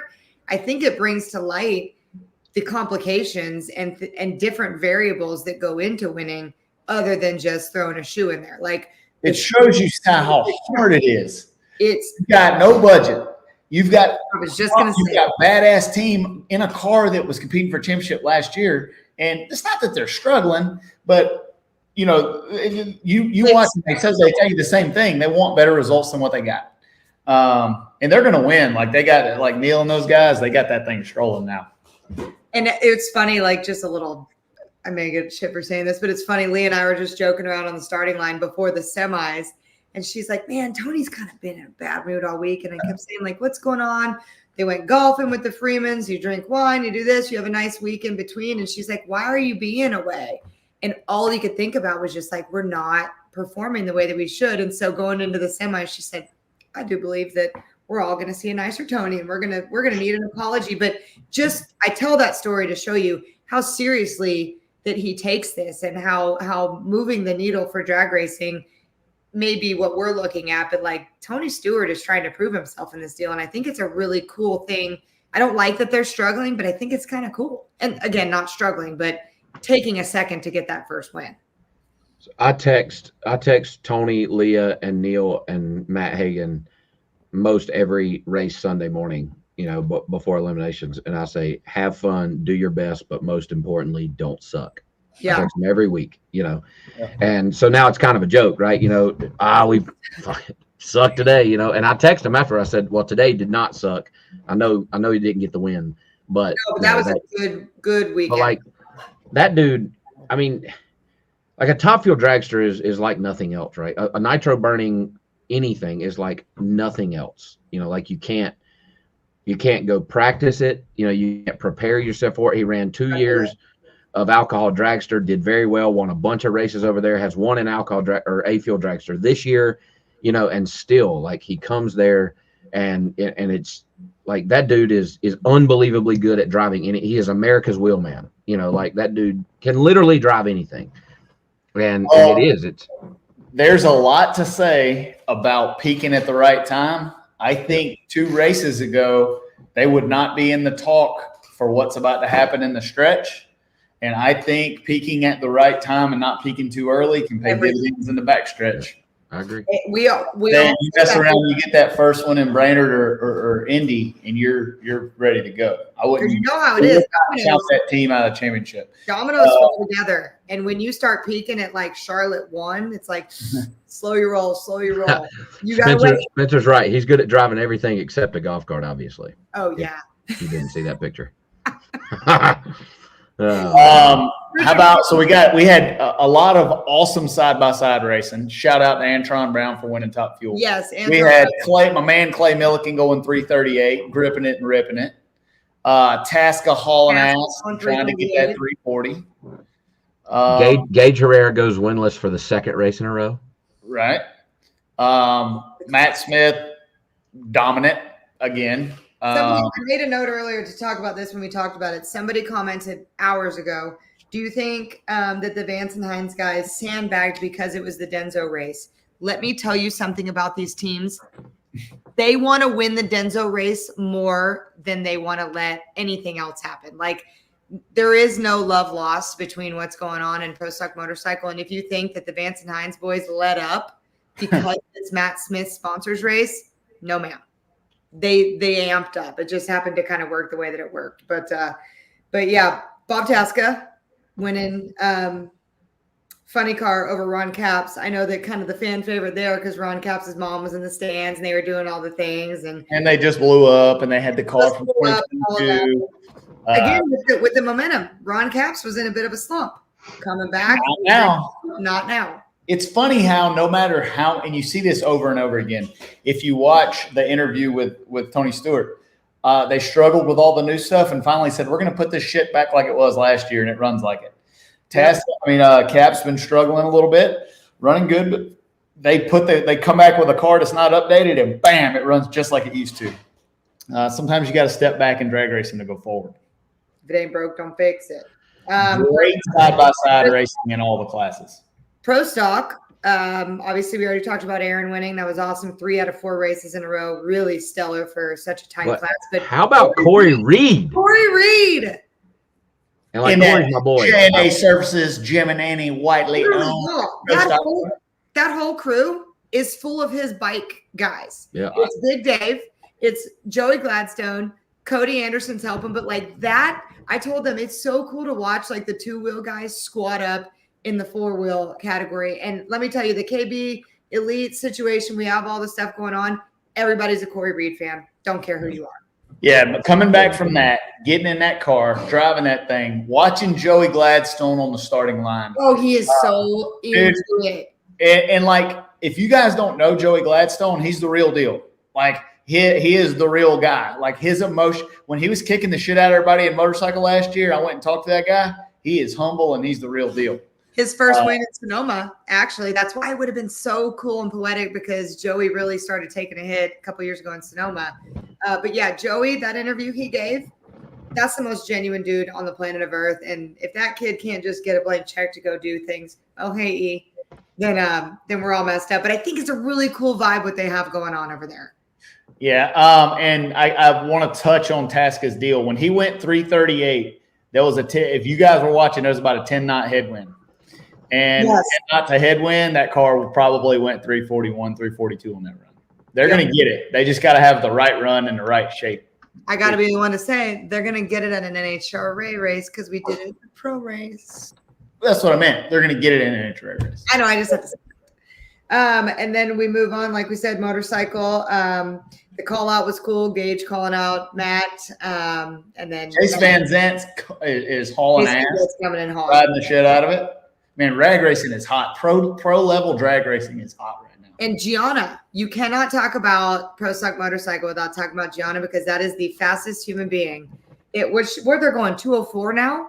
Yeah, it's insane, that girl. And I talked to Mike Salinas on the starting line, and I just, I hadn't seen him in a while, and I'm hooing and hawing, and he said, giving Gianna some props, and he said, you know what's crazy is she went and worked with Matt. And there was something about, I won't give it away by any means, but like something about how her arms had her situated when she would tuck. They changed one thing, put a little piece of tape on the handlebars to show her kind of like just a reminder to keep in. Everything changed about the way that she was riding that bike, and they have never looked back. So pro stock motorcycle, it's so intricate, and just something so tiny can change absolutely everything. Gianna's gonna win something soon. True story about aerodynamics and stuff that you think doesn't matter. So the Honky Rocket doesn't even have built-in tie-down hooks on it. They screw in because they don't want them hanging in the Airstream. But it has a retractable step. So when you get up in the plane, and the gear comes up, it's got a cable that pulls it up. Every once in a while, the step will hang down. It'll go past the gear. When it hangs down, it only hangs down about 2 inches. It's about 10 knots of airplane speed. I can tell. Like, I'm flying, I'm like, yep, it's only doing 305 knots today. The step's down. So it, especially elbow tuck. Yeah, I can't reach out there and tuck that thing up in there. I've seen a lot of questions about Reinhardt not being at the last 2 races. Guys, I don't know if he's just taking some time off, if there was something going on, if they're trying new things, but as you know, like Joe Costello would go from the booth to Fox. Reinhardt was kind of top end here. Amanda Busick's here and there. There may be some underlying shit. There may not be, but I don't have an answer we can talk about here on this show. I don't know. There's too many things that I've heard to even speak about it, so I don't really know. You know that there's so much bullshit that a lot of it's not true. Well, exactly, and that's why I'm saying that it could be as simple as he wanted 2 weeks off. It could be as simple as he's on his way out. We don't know, but I don't think Reinhardt is he's the voice of drag racing. But what I want to comment about while we talk about that is Jason Galvin, I think, did a phenomenal job stepping up. He's been doing good. And I enjoy listening to him call the race. Yeah, he's been doing good. Everybody's been doing good. Announcing booth loans been killing it as usual. The race this weekend was very entertaining from a production standpoint and competition. I don't get a lot of races where I just have the weekend to watch the race. I watched every single round. this weekend. So it was good. Let's talk about what everybody wants to talk about. Let's talk about John Force. So right before the show, I just shot a little video that I have to put up on Flow, but I'll be interested to see what all the Shake and Bakers think of this. Everybody's Jack Beckman. We know Jack Beckman's coming in on here, but what I'm interested to see, and y'all can talk about what you want to for this, I didn't know until today that the driver replacement program could only race 8 races. I didn't think it was limited to the amount of races that they could race. We have 8 races left. This would have happened earlier in the year. Everything would have been different, but I think it's going to be kind of cool to see the first real professional usage of this replacement driver thing. I am excited. I'm a Jack Beckman fan. In a joking way, about every day, I'll call Phil and I'll be like, "Hey, Phil, just make sure that John and those guys know." I call Bobby Bennett. Make sure that John, I hadn't lost my cell phone number. But when I went through Frank Hawley's drag racing school, Jack Beckman taught me how to swap feet in a blown alcohol cart. He was my instructor, and he's the real deal too. I don't know that you could, for what they're trying to do and what they want to do, I think it's a great pick. He licensed Erica too in alcohol free. Yep. What do you think, Lyle? He won a championship in 12. Is that right? Is that what I read today? I know he's a 33-time national event winner. And when was the last season he raced? 2 or 3 years ago. He said 4 years ago was the last time that he stomped on that loud pedal. And you don't have to. How can He'll you have just? to re-license. He will. Yeah, I'm sure he kept it current. It's not difficult to keep it current even if you don't do anything. And he's tested for a couple people, correct? I think. I don't know. I've seen through the years that him Indy. That's what I was wondering. I mean, I love Jack too. I think that of all honestly, he never, and not because he's not great at what he does, but when I was thinking about like, God, what are they gonna do? Like, I never thought of Jack. I did. I thought. Well, honestly, I think what we all maybe thought was that Robert Height would come back.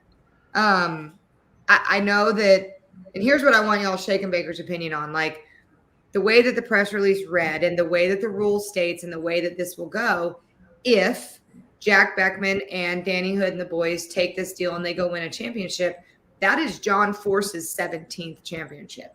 That's not Jack Beckman's championship. Jack Beckman is literally being John Force through this deal. And so it's a different mindset. And I think that maybe, I don't know, I'm speaking Courtney Enders here, not Flo or not John Force Racing, but that Robert Height's not the right person for that because maybe he's going to come back. Maybe he wants to keep his role as president, whatever it may be. But I think that there was quite a few people who threw their name in the hat for this deal. But Jack is such a vibrant guy. I think he can bring to the table what we need when it comes to interviews, when it comes to media. He'll have the same energy. But I also think that he can kind of check out and put himself in a position of like, this is an honorable thing. I may be speaking out of term here, but like John Force is the freaking shit. And to be able to be the guy to come in and try and win John Force's 17th championship for him, he set it all up perfectly. He was second in the points. He could have done it on his own, but he needs a pinch hitter for this deal. And what a freaking honor. Yeah. I mean, to be considered, right? The thing is, cool. And one thing that if you watched all of Jack's social media posts, first of all, I love JFR's Instagram post. Like that was hilarious and awesome. Okay. But if a lot of folks would not approach this as I'm getting in John Force's car is what he said. I'm not John Force. I'm not trying to be John Force. I'm happy to fill his shoes. But I had somebody ask me today, do you think he can still do it? And my answer was 100%. And I'm going to tell you why. Not only does he have a wealth of experience, he's very smart, but I feel like in my racing career, some of my best driving that I've ever done is in races or events or test sessions where I was testing someone's car. Case in point, he knows this is not probably a permanent deal. He gets to come out of retirement and drive one of the baddest funny cars that there is for the baddest guy that there is with some of the baddest people tuning it, he's going to be at his absolute best. It's not like you've been doing it for 10 years without a break. You got 6-8 races to come out and have fun. He's going to be good. He's going to be good. Well, Brad says, we need to talk about that John was so dominant in the season that he hasn't ran the last several races and he's still 6th in points. Like that's. I also want to reiterate too that like Jack Beckman, we have to remember when he lost his deal, when the Terry Chandler passed on and he had those 2 years left in his contract and then he literally went back to his 9 to 5 of being an elevator repair technician. When he became our booth talent for the Pro on Flow race, his meetings, when we had the talent meetings and all that, he would be on a site, set his phone up, doing his stuff because he was at work and couldn't do this. I think that's a really cool part of the story, but also like a little reminder of hero to zero and zero back to hero kind of thing of drag racing. Even Tony Schumacher, when he lost his deal for a second, doesn't matter. Top of your game, being knocked off, having an opportunity like this to come back. What you said, Stevie, about him being on refreshed and on the top of his game, like nothing to lose, everything to gain. Yep. He's going to be good. I'm excited. And who knows what this does career, right? What? I said, like, who knows what this does for his career? You know, This said everything. Maybe all it takes for him to find another full ride. You know, and I don't think that'd be anything there. I'd love for him to come out, give these boys a fit, and then find a full-time ride. That'd be great. I selfishly texted him this morning whenever I knew this was coming out. I said, am I going to have to find another booth talent for the next pro race? Like, gosh, damn it. He was so good at that, but he's so knowledgeable about the sport that he can go from any side of, I'm not sure Tony went back to. Oh, touche, Spencer.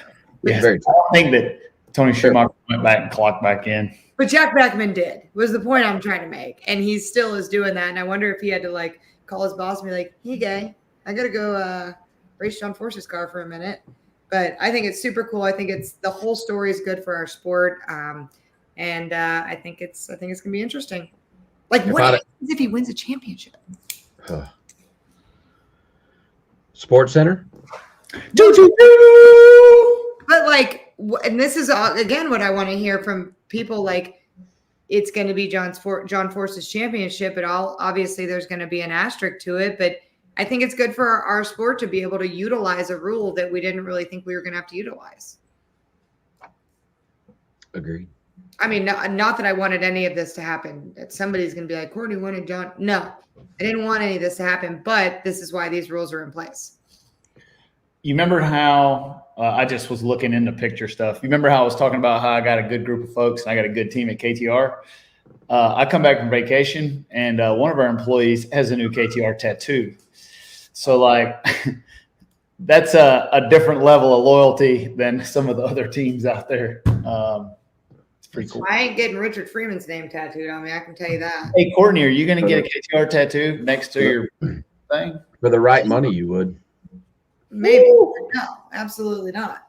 There's no names on my body. None. No names in my body. All right. Anything else from Pomona?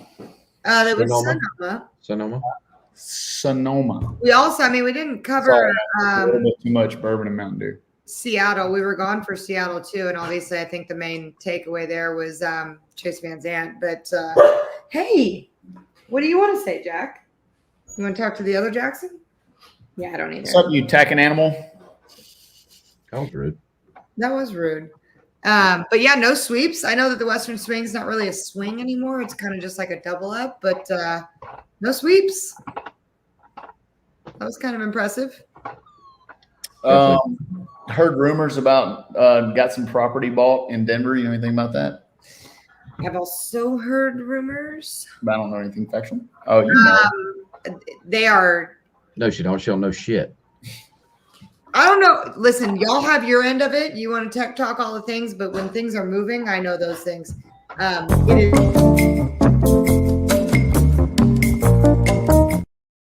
Thank you. It is very well in motion, and it's not an empty promise of the Vandermeers when they just said they were going to try and find somewhere new. They are actively doing that, so I wouldn't be surprised if the rumors we heard come to fruition soon. Are you getting a Spencer Hyde tramp stamp? Jack in the green stock. No. Spencer Hyde, gosh dang it, I love you, but no. Oh my gosh. All right, do y'all want to talk about something exciting? You want to do a little dropping? Yes. You think we should? Yes. Are you ready?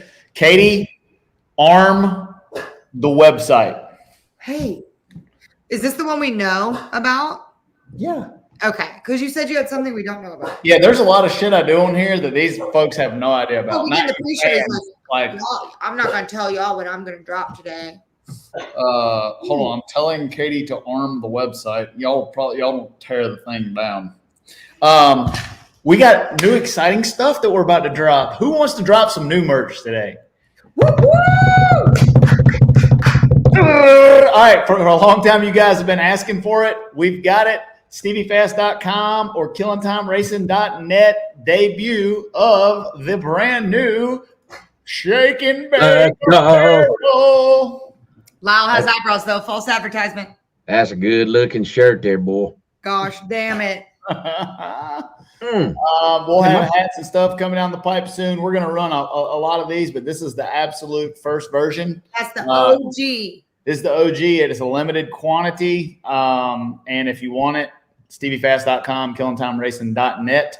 They're in stock. When they sell out, that version will be gone, and we'll come up with another one. And we had been talking about it, like we're gonna do this OG thing, but we're gonna have some fun, like little niche stuff. Oh no, we got a lot of this is gonna be a long and extensive line. We're definitely gonna have one with a rake on it. Because you know what?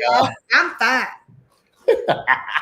Hey, you know what? How many of those shirts do we have to sell? Do you know? I think we only ordered 360. Better hurry. So there's not a lot.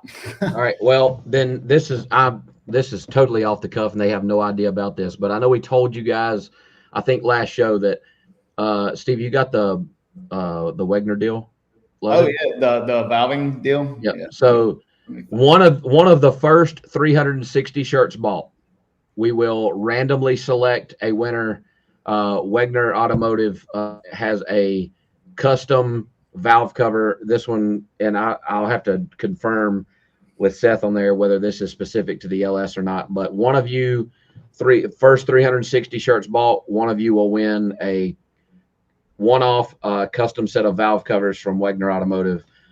They've came on board to help me with my 69 C10, and they wanted to do something with us. So one of you 360 first ones to buy a shirt will be entered to win the valve covers. I think also that we should do something, and maybe I'll put it up, maybe David will put it up, but the first person that gets all three of us to sign the shirt. Oh, yes. Something too. Yeah, we're going to do that. All three of us. If you get all three of us autographed, you're going to win something. You got something coming. We'll figure out what it is, but that was on the cusp too. But because we have been talking about doing this for a long time, and I'm excited that we finally got it. Well, we've already sold two. Already sold two. Also, this is not the only merch we're going to drop today. So in addition to, if you like the show, buy Shake and Bake merch. We don't make a lot of money doing this. I know you guys think we do. I sent the demographics of this show. We make about, what is it, like $5 an episode or something on average after the first month. You got to pay Matt, so. It's very minimal, but buy our merch. We'll keep bringing you show. We also have a new shirt for KTR out. I did this shirt a while back. I held off on printing it. I feel like it's the perfect time. We got the new Life, Liberty, and the Pursuit of Gappiness. Gappiness. We got a little Liberty piston action there. We also have these available on the website as of now. Again, just like the Shake and Bake design, very limited quantity. I think we did 500 of those, 360 of those, whatever we did. When they're gone, they're gone. And then we also have a new decal that is available now on the website. That's a certified legal. It's a hologram decal. It's got the Georgia State deal in there. If your vehicle in whatever organization that you are racing in is certified legal and is non-cheating, support your KTR brand by purchasing one at StevieFast.com, KillingTimeRacing.net. Man, so much money. Yeah, I blow all our money. Like I blow it all anyway. Yeah, if y'all think we're collecting a check, we ain't. So it's pretty good. No, that's good. David said, "Where's the Shake and Bake thongs at?" We don't have them yet, but we're coming out. We got to. Oh, I don't shit, though, I don't think we could sell any shake and bake thong. Old butt crack floss. That's what my dad used to call it. Butt crack floss. And I am definitely not going to. We'll have some little racer chaser model them for us. Yeah, we need to do that. Man, I'm way behind on comments. You some retired journalists. Heck yeah. I'm kind of keeping an eye on them. I wish that we could put them up on the screen too, but Stevie has all the control of this show. If y'all need a comment, then holler at me. I'll put it up. That would be cool. They are right, like the bragging rights one that I have. Hey, buddy, what's the deal, man?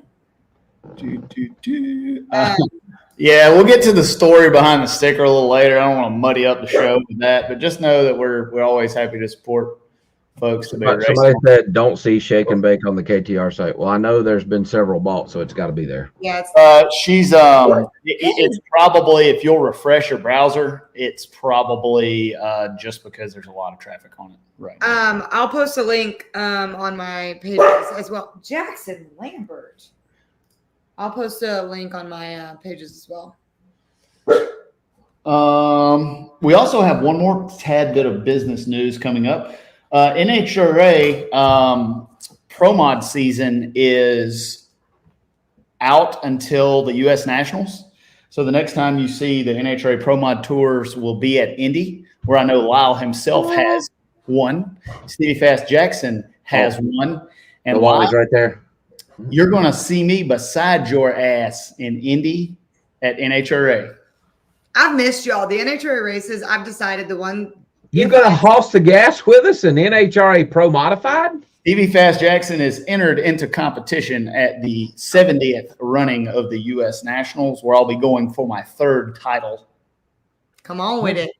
In the Motion Raceworks Shadow 3.0. Oh, boy. We're going to legally take this thing out of outlaw trim, took the little street tires off the back of it, took it to the chassis top, got some safety stuff put in there, and we're gonna take that thing and see how she'll run in a quarter mile. Gapping in Brownsburg. We'll be slapping and gapping. Slapping and gapping that ass. That's awesome.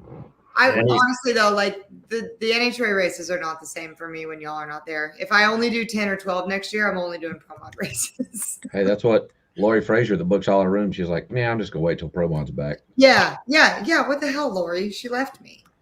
Because she's figured it out. I figured it out too, but my sister, gosh dang, you missed one race. Like I just left her. She ain't got no sister out there. She's my sister. She's a fan of the fastest door cars on the planet. She is a fan of the fastest door cars on the planet. And we are the coolest kids on the block. Y'all are, but that's why I make sure that she puts you at my hotel. It's fair. Seriously, every time I'm like, is Lyle there? Probably because you requested to do without us. There's many cars that we have that'd be more suited for NHRA. Doug Cook does a lot for our sport. Doug Cook supports me and Lyle, supports a bunch of other racers, a bunch of other race teams. Doug's been nudging me down the road, and he said, we really want to see the Shadow 3.0 run quarter mile. I said, I think the body will fly off of it. This thing's built light. And Doug is he's excited about this. We've been developing a new engine package all year. I mean, we've been developing the Shadow Series engine package in the Shadow up when we were setting the records. Chad Henderson, we've done development in his car, setting the record. Sidney Frigo Chevelle overseas, setting the world record in Brazil. And we've also developed it in Sydney's Artavinco NHRA quarter mile car as well. And we're really excited to debut the Shadow Series racing engine in the Shadow for Indy. And I want to give a huge shout out to Sidney Frigo and Artavinco for letting me do this. I'm under contract to run that car. And when I approached Sidney and said, hey, man, I really want to race my car, he was like, hell yeah, that's awesome. Two's better than one. Bring it. Let's take two of them. So the Shadow is a support vehicle for Artavinco. Lyle, you've seen it, and you're part of it. Some of these guys got 2 and 3 and 4 and 5 cars running in Pro Mod. It's hard to compete with them, one car. You don't get all that data. And I want to give a huge shout out to Sydney and all of our Artavinco team for being supportive of this. Are you coming screw blown or roots blown? Will she? I don't know. I haven't tested. I literally got the car back from the chassis shop today. It had to go get all of the safety stuff put in, all of the wiring. This thing wasn't built to do this. So we had to spend a lot of money to get it done and get it legal. It had to have the transmission tunnels in the bottom of the front end painted and fuel shutoffs and electromotion stuff put in it and CO2 shutoffs and all that stuff. So we haven't tested it. We're going to go test it, and then we'll decide what we're going to do. I've seen a couple comments. We had to put another bottle in it and fresh air, and it was a lot. Wow. I'm Heatwave now. What up? Let's go. I'm Heatwave now. Team Elite is Heatwave. They hooked us up this weekend. They are fucking awesome. Yeah. We all got to go grab a pair. We're going to have a code coming soon, but I saw 2 people ask about my shades. Heatwave. And whenever the guy came over and I was talking with him, I name dropped. I was like, I'm on a podcast with Lyle Barnett. If Hey, you look good in the video that you dropped with the heat waves on. I got a bunch of contact comments about that. I did get a lot of comments. The picture of me and Aaron, people were hateful to me this weekend on the social media. They said that my sunglasses were ugly and that I looked horrible. So I'm going to keep wearing them. Keep your comments coming, folks. Yeah, I don't know if y'all know this, but hate does not run away or shy off the shake and bake. No, we love it. We lean into it. John, we'll find out if Doug Cook is crazy or if he's smart. But when he told me to be me, we'll find out if he's a madman or a genius. I'm not trying to undercut Elite here, but if you're looking for some heat waves, like real quick, Yeah. I've posted my discount code in the comments there. It's 10% off of your order if you want to go on Heatwave Barnett 10. I've been with Heatwave for a couple years now, and I literally I wear them. Now I wear sunglasses if I go outside, rain, sleet, snow, or shine. If the sun has not set, I have sunglasses on. So I wear them out pretty quick, and I hit Caden up there at Heatwave. He's my rep there, and I'm like, hey man, need a couple more pair of, and I have like a specific pair that I really like, and they hit me with the quickness. They are It great really sunglasses. does drag racing. Like, do use Lyle's code. Even if we both had one, like it all goes to the same bank because they've got a cool midway deal up at the NHRA races.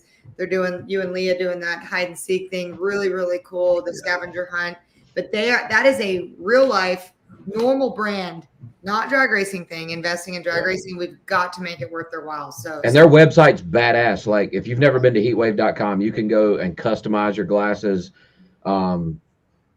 get pretty much any of their frames, and combo of their lenses. They have apparel and they have all kinds of shit. It's really cool. They're great people. Make and Make Show is not brought to you by Heatwave, but it is. Oh, it is now. It is now. 2 out of 3. We got a lot of comments. Yes, the bottom side of the front end is painted. Yes, we'll have NHRA take the thing, and we've done that. We've ran it through all the tests here. But yeah, Brad will make sure that NHRA takes the thing, all that stuff. We're not going to get thrown out for anything silly. What style are those heat waves? I don't know. These are women's though. They're the only women's flat top ones. That's why the fans who hate on me hate them so much. But I think they're pretty awesome. And when I wear my hat forward, they don't get in the way. Courtney, will you hold on, I'm trying to find this comment. They're rapid fire coming through here. Hold on, wait. So I wear the Quattros. I gotta figure out what these are. They are my preferred style that they have, but they have tons of style. Like they've got all kinds of shit. Oh, it's crazy. Courtney, will you allow Spencer to bring the green stock over there and do a little quarter mile racing?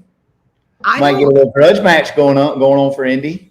A, yes, and B, I don't run Spencer Hyde's live or race program yet. So I think mine are called the visual clarity. Matt just commented and said the Shake and Bake website has a link to the shirts now. Okay, good. I didn't even know we had a Shake and Bake website. You don't pay very good attention. Mine are the clarity. Clarity black is what mine are. Yes, Timmy Meisner is selling his car. If you haven't been to our website or looked on Don O'Neill's social media, we're selling. We have a tremendous amount of parts for sale right now. We have not only Timmy's car, we have a bunch of customers use engines. We have new engines for sale. We have pretty much every component to put any race car together known to man for many different teams. We're KTR selling a lot of parts. We're your place for used parts and new parts. If you need it, we probably have it. We've sold enough engines and screw blowers and drivetrains and Linkos and Liberties and third members and cars and trucks and trailers in the last week. We're kind of like a little elite right now. So if you need it, get in touch with us. We probably got it. Apparently, we've sold out in 3 sizes already. Oops. Let's go. Paid for comment there. Any word? I haven't heard a damn thing. I haven't heard anything either, but Donald Long has called me like 10 times in the past week. I've been out of the country. So I just got back, just getting caught up. I'll see what I can find out. You don't know. I don't, but I'll find out. I'll find out before you do. While you're raking the sand trap, I'll be finding out about the quickest door car in the world, winning an I'll tell overall. y'all what. I've been around this. I've been in the public eye my whole life. I've done all the things. I have never had something stick to me like stank on shit like this fucking rake deal. More It's people not- come it's up not. to me at the racetrack. This is just the beginning. Get comfortable with the rake. It's not going anywhere. I was mad at We do have KTR billet Hemi valve covers. We have any kind of valve cover that you need, probably. I'm going to the local hardware store at every race for the rest of the year that Pro Mod runs out and buying you a rake. Every race. Everyone sells more stuff than Keith Haney, unless it's Chevrolet. Why is it not assembled? because I'm gonna. What the fuck is this mockery? Like, I don't get No, it. I bought the no, rake, no. and you're just bullshitting with it. Shut up! Shut up!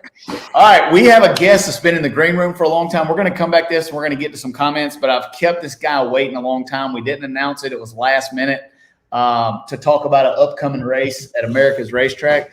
I want to bring on special guest, last minute guest, Doug Winters. The man, Doug Winters. Hey, guys. Green room. We're sorry to keep you waiting, brother. Thank you for coming on the show.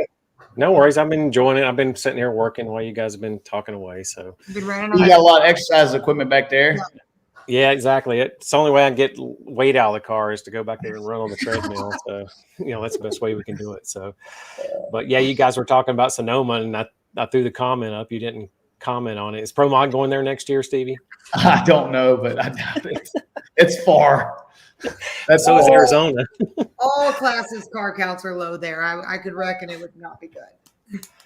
Yeah, I appreciate you guys having me on. It was a last minute deal. I don't know if you guys know or not, but the Norwalk Night Under Fire is coming up August 3rd, Saturday night. So with Pro Mods not going to Norwalk this year, I called up Bader and said, hey, we'd really love to come up there for the Night Under Fire. And he thought it was a great idea. So with his packed schedule, though, he says, how about just 4 of you coming up? And we'll put you on, running with the fuel cars and the nitro funny cars and put on a show for 4 cars. And we said, that sounds great to us, And so, and I had a little other means to do that as well, because the Blaster, their headquarters is in Cleveland, Ohio. So we're going to invite all the Blaster employees out and stuff and just have a good old time. So we're glad to go back to Norwalk this year. So we'll be representing the NHRA Pro Mod cars from 4 of us anyway at Norwalk this year. Awesome. Who's coming with you? So Dwayne Wolf is coming. So he's from West Virginia, so not too far for him. So we got a new style Camaro. We got my 69 Camaro, and Nick Janik's coming too. So a new style Corvette. And then we have an up-and-comer, Steve Easton. He runs in MCA and stuff, and he's wanting to come to NHRA. So he's agreed to come and run the race with us as well. He has a 63 Corvette. So, I was talking to Bader about all this, and I'm like, well, I kind of got an ulterior motive here to run this race anyway. How about let's do 1,000 foot? And he was like, sounds great to me. So my ulterior motive of running this race is doing a first ever Pro Mod 1,000 foot race. So don't have to change the clocks when fuel cars run or whatever. We're just going to run right behind them and run 1,000 foot. So it'll be kind of interesting to see how it turns out. I don't know if you guys know, but I've got a spreadsheet 10 pages deep on runs associated with body styles this year, associated with in last year in NHRA. And it clearly shows that the new style Camaro, even though you guys run one, and Lyle, I know you run a 69, but a new style Camaro is 200s faster in 1,000 foot to a quarter mile than any other body style out there. So what I did was a lot of data, sent it to NHRA, and anybody's welcome to look at it and critique it if they want to. But I'm thinking that going to 1,000 foot will show and disadvantage the new style Camaros enough to where it may make it a little more even for all the other body styles. What do you think? Well, I don't know. I know that we have a bunch of different body styles. We have 69. I've ran, and for sure the new body style Camaro is the slickest thing out there right now. I think that I haven't looked at the 1,000-foot data, so I don't know that I have comment. But I recommend. I'm always good for any new approach, any new thought process for any of that. Well, I know we have a ton of cars in now this year, but to run 1,000 foot, it's not that hard a stretch for an eighth of mile car to run 1,000 foot. So, That's it may bring. Just gonna comment on about bringing them together. Yeah, it may bring in even more cars associated with it. And as you guys know, that 1,000 foot to the quarter mile, that's when a lot of shit happens, right? I mean, it's just really tough on that car. It's sitting there zinging at 10,000 RPMs plus for more than a second after the 1,000 foot to get to the quarter mile. So, from that perspective, we're thinking on attrition of parts too might be quite as better as well. So, it's an approach. I don't know. We'll see how it turns out. It'd be pretty cool to go out there, as you guys know, look at the split times. A pro mod running 1,000 foot on a good pass is a 490 or 480 something. So, wouldn't it be pretty cool if we're going out there running 480, 490 and a nitro fuel car runs 4.0s or a 395 or something? We're not right there with them, but we're in the same ballpark. And if you're one of the, and this, as Night Under Fire is a show, so he expects over 40,000 people there, right? And it's not your typical NHRA drag racing fan, right? They're there for the fireworks, for the jet cars, so it's a show. But to have those fans in the seats, seeing the fuel cars run 1,000 foot and we run 1,000 foot right behind them, comparable runs, comparable ETs, I think it's beneficial to the fans. But that's Doug Winter's opinion anyway. Well, on that because there's a lot of things we talk about all the time that complicate drag racing for the everyday fan, but making sure that the people who are putting on that show are kind of comparatively doing the same type of thing, I think it'll help. I'm curious to see the fan feedback. A lot of times everybody likes it and hates it. I'm curious to see what the fans think. And I always am for trying new stuff. We'll see.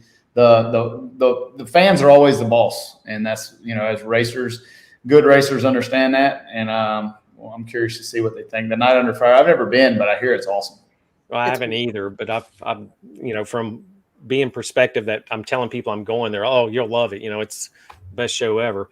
And actually, it'll be Beckman. He'll be there running Force's car. So it'll be the first time that you'll see Beckman in Force's car. Yeah, I was going to say Force is usually the headliner to that deal. So yeah, you got Force, you got Dale Creasy, you got like now Beckman, but then Brittany's going to be there. So there's Antron's going to be there. So ton of cars, good name cars that's going to be there as well. So we're hoping for not only a good show, but a good track prep and maybe get some good data associated with headed into Indy anyway. So kind of looking at it as a dual thing. You going to join us in Indy, Doug? Yeah, we will see, Lyle. I'm not sure right now. Something about money. I don't know what it is. Yeah. Cheese always runs out. Yeah. For me, it does. I'm coming to just run one race, and this is financially ruining me to come run one. Yeah, we wouldn't be doing this if it wasn't for Blaster. So, we got them on board now, and we're definitely doing Charlotte and St. Louis. Indy's in question right now, but the Night Under Fire will be a fun time for them. We're going to have over 20 some Blaster employees out on Saturday, so we're looking forward to it and hope to have a good show. That's awesome. Well, that's awesome. Where will we be able to watch it at? Will it be a stream or it's just live only? Yeah, it's just live only. There'll be a lot of YouTube stuff, I'm sure, later on after the event. But I'm going to ask Bader if I can go live on Facebook during our runs at least. So yeah. I don't think I have a problem with it. So I'm going to try to do that as well. So I'm trying to keep up the social media presence as well and do as much as I can to get it out there. Whenever I first got to Flow, they said, like, what would a wish list of one-off events be for you? And the Bader Night of Fire was one of my heavy wish lists on the top there. And for whatever reason, I think they like to keep that kind of old school and what it is. But every single year I keep fighting for it. So I want that. Bill Bader, I want it. Okay. You wouldn't believe the planning goes in for this thing. I mean, he's got it scheduled down to the minute of what's going to happen and when it's going to happen. And it's got to happen. And if it doesn't happen, we're going to make sure that we take advantage of and make it happen again next time. So it's pretty interesting on how he approaches this show. So it's a learning lesson for us as well. And I told him when we were talking about it, he goes, you remember this is just a show, right? And I go, yeah, I understand that, but we're going to hope to win, right? So there's a 4-car and we're going to run the 4 cars and we're going to have a winner and a runner up as well. But I told him back in the day, we used to run Super Chevy shows, and I know what it all is about from Roger Gustin's. He was like, it's a drag race, but it's a show to begin with. It's a Super Chevy show. So we're there to put a show on for the fans, and we hope it turns out well for everybody. I've seen a couple of comments, and I know David Hillner told me too. I think Clay Milliken's going to be there as well. So yes, he is. Yeah, Clay will be there as well. Yeah, I was trying to get the. I'm sure he'll have plenty of social media as well. Yeah, we got Ron Capps, Cruz, and Dale Creasy and Jack, and then Brittany, Antron, Clay, and TJ Zizzo. Nice. So that's the Nitro lineup. And then plus it's a divisional race too. So there's alcohol funny car and alcohol dragster there as well. They're competing as well. So it'll be a fun packed event. Be sure to let us know if they're going to allow you to do some kind of Facebook Live or whatever, because obviously we'd like to share that stuff if we can. Yep. All right. Appreciate it. And thanks again, Stevie, for having me on. Oh man, thank you. We love all things racing. Yep. All things racing. Here's to 1,000-foot pro mod racing. There you go. Well, thanks for all you do for the family, Doug. I know you work really hard on making it happen. I appreciate it. Awesome. Thank you, Doug. Appreciate it, man. Right, see you. See you, buddy. All news left and right. Okay, first of all, comments. I know Alaska's part of America. I went through other countries on the way to Alaska. So I almost called you out when you said that. I know, but I know Alaska's in America. Do you? Yeah. I'm not worried about Father Time coming up and getting me on the top end. I got KTR Shadow Series racing engine. That's not going to happen. A bunch of people asking about what KTR does about blown alcohol tuning and stuff. We basically do everything. If you got a door car, we probably do it. We do everything from consulting. We lease engines. We sell engines. We do tuning. We do dyno, in-house dyno, hub dyno, engine development, naturally aspirated engines. We'll probably work on your tank if you got it. We do firearms. We do pretty much everything. So if you're a man and like man stuff, we probably have a way to make your life more fun. Experimental airplanes, aviation, private pilot, charter pilot. We'll do about anything that you need. If you need your boat fixed or you want me to come help and cut grass, I'll probably do that too. Dumbass. I'm sorry that we're sold. We've had over 90 orders and we're about sold out of everything. So I don't know what it would take to get another. We're gonna have to do another drop. We may. I did not anticipate selling that many that fast. Thank you guys. Like stuff like that. That's what makes us want to keep doing the show. Showing us show. Appreciate it. Show. All right, let's take some comments. I got way behind. Thank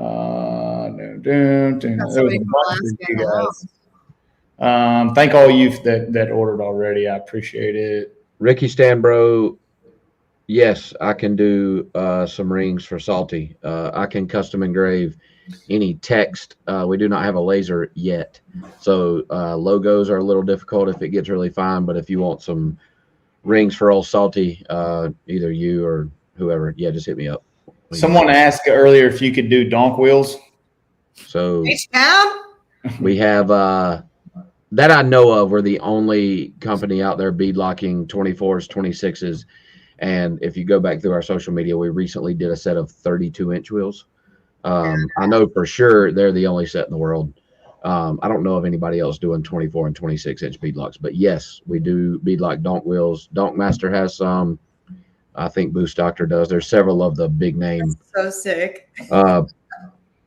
Donks out there that have our beadlocks on them. So yes, we can. All my H-Town folks call Lyle Barnett. We can do them all.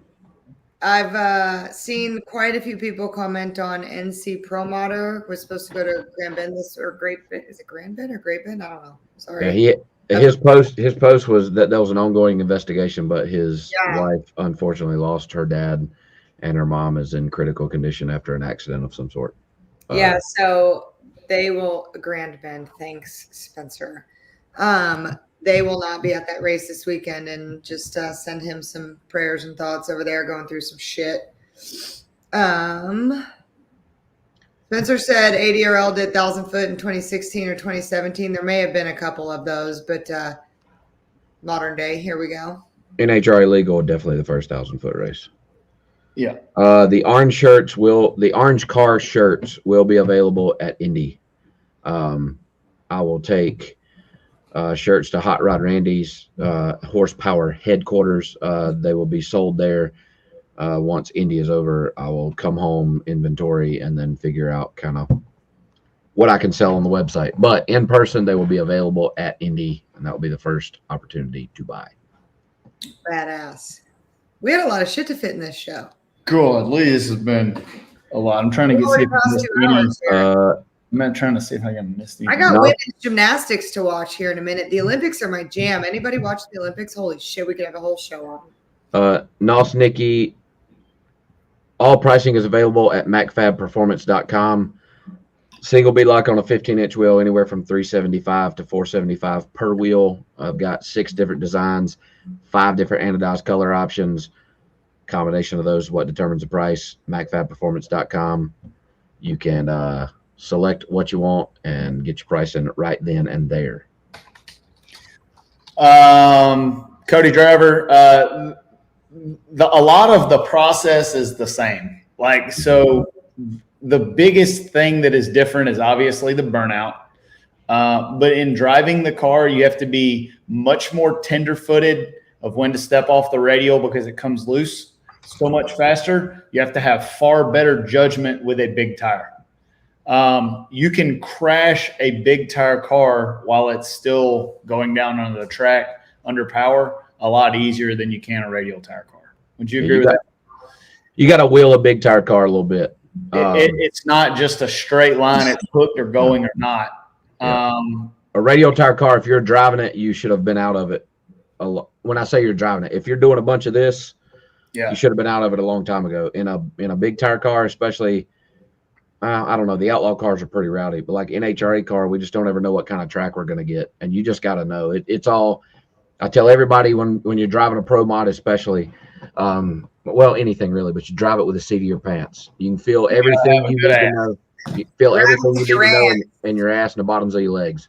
It'll tell you everything. But the radial tire cars, as far as driving down the racetrack, are easier to drive than big tire slick cars by far. Yeah, and the knowing when to step off and when to drive through it takes experience. Knowing when it's not going to recover, knowing how long to step out of it, like that's just, you got to go do it. You got to mess it up. You got to do it. You got to do it. Guys that have always raced on big tires and slicks that come radial racing are more apt to crash than the opposite.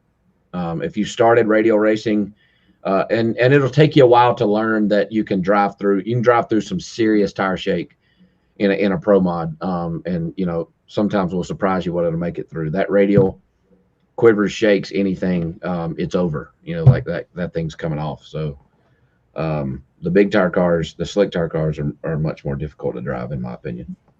Brad, I think y'all get to run a lot more setback than what we do. I think there's a little bit of difference in the rotor twist, but we have far more rules as far as what I know of inlet outlet. That's not a question for me. I don't know as much about the technical side. I have to call Chuck because he builds cases for both. I don't know whose case you guys run, but there are substantial differences. We don't put near the fuel through them that you guys do. So our stuff's pretty different. I'm so sorry. I have upset people in these comments talking about the Olympics. I agree. I didn't like the opening ceremonies, but the Olympics are the greatest athletes on the planet doing what they do. And just because France fucked up on the opening ceremonies, I'm still watching our athletes. Man, it's hard. I haven't been able to. I want to, and I'm all for it. But Peacock's got the coolest thing. The Peacock app, you can flag sports and just like on demand. It's awesome. I watched the opening ceremony and turned it off, and I haven't turned it back on. I agree, and I didn't watch it. And it's.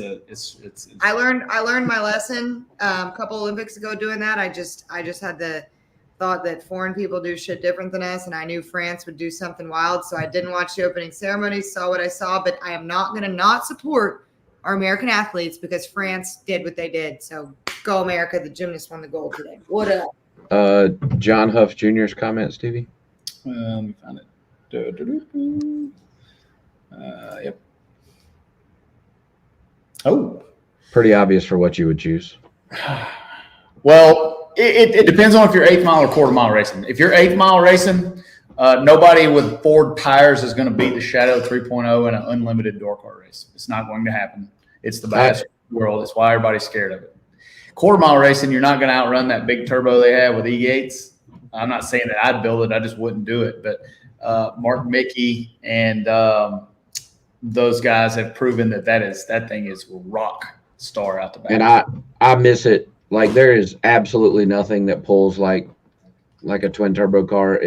At least I've only driven one in NHRA legal, and we did very well with it. But if Petty would tune it and Tidwell would convert it, I would, and not because like the Pro Charger stuff is great. I've driven route stuff quarter mile. I've never driven a screw car quarter mile. I've driven one in the 8th, but there's just absolutely nothing that pulls like one. And I would love to somebody just build one. Let me go make a couple runs in it, and then you can have it back. The Pro Charger legal car is the most boring car that I've ever drove in my life. And it's because it's so smooth. It's not because it's not fast. Yeah. It's because it's just and it never does anything. And that's why they win a lot. That's not a negative comment. It's not anything they are the easiest to drive. It just goes down the track. Especially in NHRA legal trim. They are by far the easiest to drive. Yeah, if we develop drivers and we got guys, we just put an entire team together, sent it to Brazil, licensed the guy at Frank Hawley's, put him in competition, and he's running 370s in 12 runs in a pro mod. So yeah, we do that. It's part of what we do. We sell turnkey cars, we develop drivers, and we'll teach you how to do it. G-Body Garage Racing's asked twice, 22 foot-pounds on the beadlock bolts, 22 foot-pounds. That's a 5/16 fine thread ARP 2000, right? Well, we have that option. Ours is just like a grade 9. Right. Yeah, it's 12.5/16 18 bolt, either 1.25 inch, but we do have the ARP upgrade option. We do some remote tuning. It just depends on what our scheduling is. So like what we prefer to do is work on our in-house KTR customer stuff. And that's where most of our energy goes. I don't really do a lot of freelance tuning. If you're a serious team, I will sometimes go and line your program out. But where our bread and butter is and what we like to do is support the teams that support us all year long. When it comes to tuning, I don't like to. I've taught enough people how to outrun me before in the last 30 years, to where I don't do a lot of that. Hello, puppers. Look at that big Micro's here. Jack. Hi, Jack. Oh, he's like, why do you smell like wine? No, that's normal. Oh no, he knows why she smells like wine. He likes when I pay attention to him, and I haven't paid attention to him in a couple hours. It's because you haven't paid attention because you've been in Canada all the time. It's because I've been on this damn show. I'm here. I meant the last 2 hours, you stupid. Nice. Oh, thank you, darling. As far as the store, we're not open to the public, and we don't want to be. But if you're looking for something, you can get in touch with us. We have contact information on our website. Not saying that we won't open once a week or something in the future, but we're not really built to do business with the public. Most of the stuff that we stock, the general public's not going to drive into KTR. But we may do like a merch store, may open once a week, or we're figuring that out. We're really finding our niche in our business and figuring out where we fit in and how to do that. So we'll be a little more clear on some of that stuff when we figure it out. We definitely don't have it all figured out yet. He kind of looks scared. He does not. He's a sweet boy. He's Yeah, huge props to Annette. I can't wait to see that. That's going to be awesome. How soon does the converter lock up? It depends on the brand and how aggressive your tune-up is. Like our quickest nitrous run ever in the history of the world, like that thing's locked up at, I'm turning it on at 3 4/10 of a second. And then some of the stuff's really late, just depending on what you're doing.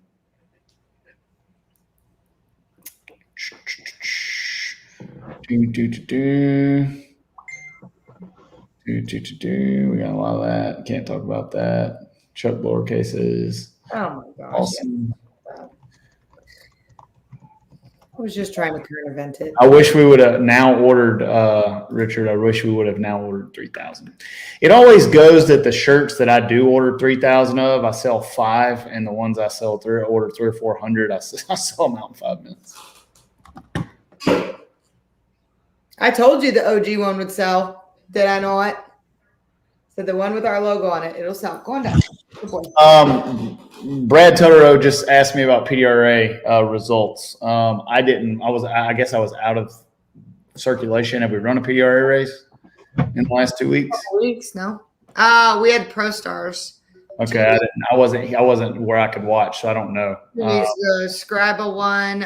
Jason Harris won. We did not have Pro Stock. Amber Franklin won. Ron Green won. Whitestein won. Off the top of my head, that's all I got. Yeah, we love PDRA. We're excited about some. Yeah, we were kind of off just because we went 3 weeks. We should have talked about that, but that technically should have been the last one. And then Michigan is this coming weekend. Thank you. Nate's going to yell at you for saying that about me, but thank you. She's talking about my Jackson, not you. I know. My Jackson. All right. What else we got? Maddie Gordon kicking butt. Yeah, we just forgot to mention that. Oh my God, that was so cool. And her energy when she got out of that car, like, holy shit. That girl's a star. She's a star. 100th woman to win in the NHRA. When are we going to stop talking about that? I agree. Maybe after 100. Maybe 100. I don't think it's ever going to stop. Women are badass race car drivers. They don't need to be identified as women. They're just race car drivers. All the ones that have won it would agree with you. But if we would have stopped talking about it at 50, I don't think Maddie would have that whole sign. It brings something different to I argued with someone while I was cussing out American Airlines. Somehow, because I had on a KTR shirt, things got to talking about racing, and I let them know that drag racing is what I believe to be the original gender-blind, colorblind sport. 1,000%. And it has been for a long time. We don't care. If you're good at it, you can do it. Yeah, but it does bring a little bit extra light to Maddie's resume where she gets for sure. And she's awesome. And she is awesome. So that was really, really cool. And it's like the opposite of the Madden effect. She was on the cover and then she won her first race. So that was cool. Yep, it is very cool. All right. All right. Well, I think we've been over way too long. Let me see. Thank you, all you guys that purchased Shake and Bake stuff. I promise this won't be the last Shake and Bake merch order. If you missed it, we got a bunch of other stuff in stock on KillingTimeRacing.net, StevieFast.com. Like and subscribe our YouTube channel. If you love our comment, thank you guys most of all for watching.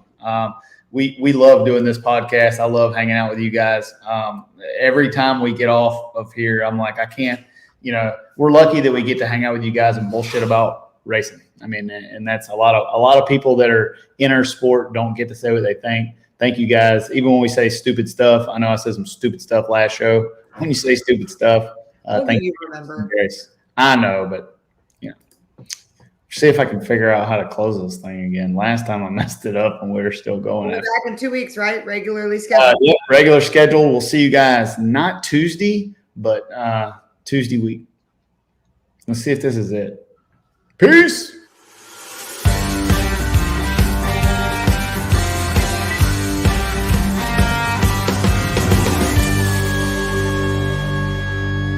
Shake engine fight! Does that feel good?